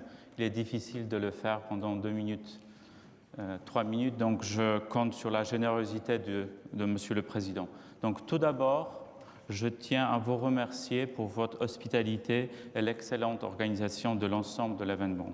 Depuis le mois de janvier, la Pologne a pris la présidence du Conseil de l'Union européenne. Notre présidence intervient à un moment difficile. Les États membres sont gravement touchés par l'agression militaire de la Russie contre l'Ukraine. Renforcer la sécurité et le potentiel de défense de l'Europe est devenu une nécessité. Les Européens doivent aussi faire face à de nouveaux défis tels que la transition énergétique et le déclin de la compétitivité. Les citoyens des États membres attendent de leurs leaders des réponses simples et efficaces à leurs craintes et problèmes quotidiens, tels que la sécurité, l'inflation et les migrations. L'Union européenne et chaque État membre doivent offrir à leurs citoyens la prospérité, les perspectives de développement et surtout un sentiment de sécurité dans tous les domaines. La présidence polonaise soutiendra les actions visant à renforcer la sécurité européenne dans toutes les dimensions extérieures, intérieures, économiques, énergétiques, alimentaires, sanitaires et cybersécurité. Monsieur le Président, chers collègues, notre présidence intervient à un moment particulier. Elle ouvre un nouveau cycle institutionnel pour l'Union européenne. Après les élections européennes en juin et la formation de la Commission européenne en juin, c'est une grande opportunité pour nous. La présidence polonaise au Conseil de l'Union européenne a également une dimension parlementaire. L'Assemblée nationale et le Sénat polonais organisent de nombreuses conférences, débats et discussions à Varsovie. La semaine prochaine, nous co-organisons avec le Parlement européen des réunions dans le cadre de la semaine parlementaire à Bruxelles. Monsieur le Président, chers collègues, l'année 2025 est une période de la coopération étroite au niveau européen. Je voudrais remercier le secrétaire général du Parlement européen qui a organisé en novembre dernier une réunion informelle des secrétaires généraux des parlements nationaux. Avec le secrétaire général du Parlement européen, nous souhaitons poursuivre ce dialogue entamé à Bruxelles en novembre. Nous souhaitons poursuivre les réunions sur les questions de sécurité, d'intelligence artificielle sous la forme de réunions informelles des secrétaires généraux. Nous pensons qu'il serait possible d'organiser une telle réunion informelle à Varsovie en juin 2025 et de la faire précéder des rencontres de groupes de travail afin de présenter en juin les premières conclusions. Merci encore une fois de votre invitation. Thank you very much, Mr. Descour, for sharing us your concern of the upcoming interparliamentary conferences and your plans, or the plans of the Polish presidency. We all wish you a successful presidency. Our next speaker, our Danish colleague, Ms. Marie Hansen. Would you like to brief us on your plans regarding to the upcoming EU presidency in the second semester? The floor is yours, Ms. Hansen. Yes, and first and foremost, I would like once again to thank you, Mr. Suk, and your staff for hosting this excellent meeting, and especially thank you for the very many interesting discussions we've had today. I will inform you briefly about the meetings between Secretary Generals and speakers in the spring of 26. Of course, I would like to mention we now look forward to the conference of speakers of national parliaments here in Budapest. And I know that my speaker, the Danish Folketing, looks very much forward to meet his colleagues and have discussions here in Budapest. We also look very much forward to welcome you all to Denmark next year. We plan to provide you with information on venue and agenda in due time, but I would already now like to mention the dates. We are planning to have a meeting between Secretary Generals 1st and 2nd of February 26, and we have two alternative dates for the speakers. The first one is 3rd to 5th of May, and the second one is 10th to 12th of May, and we'll be back as soon as possible to give you exact dates. As I said, we will be back as regards the agenda, but I would already now like to mention that my speaker, and me as well, we are focused on making the meeting as informal as possible along the lines that my Swedish colleagues mentioned, thereby providing speakers and us with the opportunity to exchange information and reflections on a more informed basis. For example, my speaker plans to have a roundtable with speakers only, perhaps speakers plus one. All of this we will come back with a lot more, and we look forward to welcome you in Denmark next year. Thank you. Thank you, Ms. Secretary General, for your briefing. And finally, our special guest, Ms. Despina Chatsivasiliou, would like to take the floor. Thank you, Director General. It's only to give you rendezvous in Strasbourg, 2021 March already, for our European Conference of Presidents of Parliament. It will be our pleasure with the President, Theodoros Rousopoulos, to welcome you all. And again, thank you for this opportunity of being with you today. Thank you. So if there are no further remarks, I propose to close this session, and I will proceed to the closing of our conference. Ladies and gentlemen, distinguished colleagues, thank you for accepting my invitation and for your attendance at this meeting. Our discussion have confirmed my conviction that our meetings not only give us opportunities to share difficulties, challenges, new ideas, best practices, but give us the opportunity to learn from each other and introduce these best practices in our parliaments. As Secretaries General and senior public servants, we are not policymakers, but we are the ones who ensure that policies are implemented effectively, fairly, and with integrity. We are the custodians of the process, the facilitator of dialogue, and the guardians of the machinery that keeps our institutions functioning smoothly. Our role may often be behind the scenes, but is no less essential to the stability and progress of our shared European project. As we return to our respective offices, let us carry with us the insights we have gained, the professional connection we have strengthened, and the shared sense of purpose that unites us across borders. The success of European cooperation is not just a matter of high-level agreements, but it depends on the steady, diligent work that each of you contributes every day. Last but not least, I would like to thank our interpreters up there on the gallery and the parliamentary administrations for their valuable work and tireless efforts in preparing and managing this event. I do hope every participant has found our meeting useful and memorable, and I also hope that some of you will return to Budapest as members of the delegation of your speaker.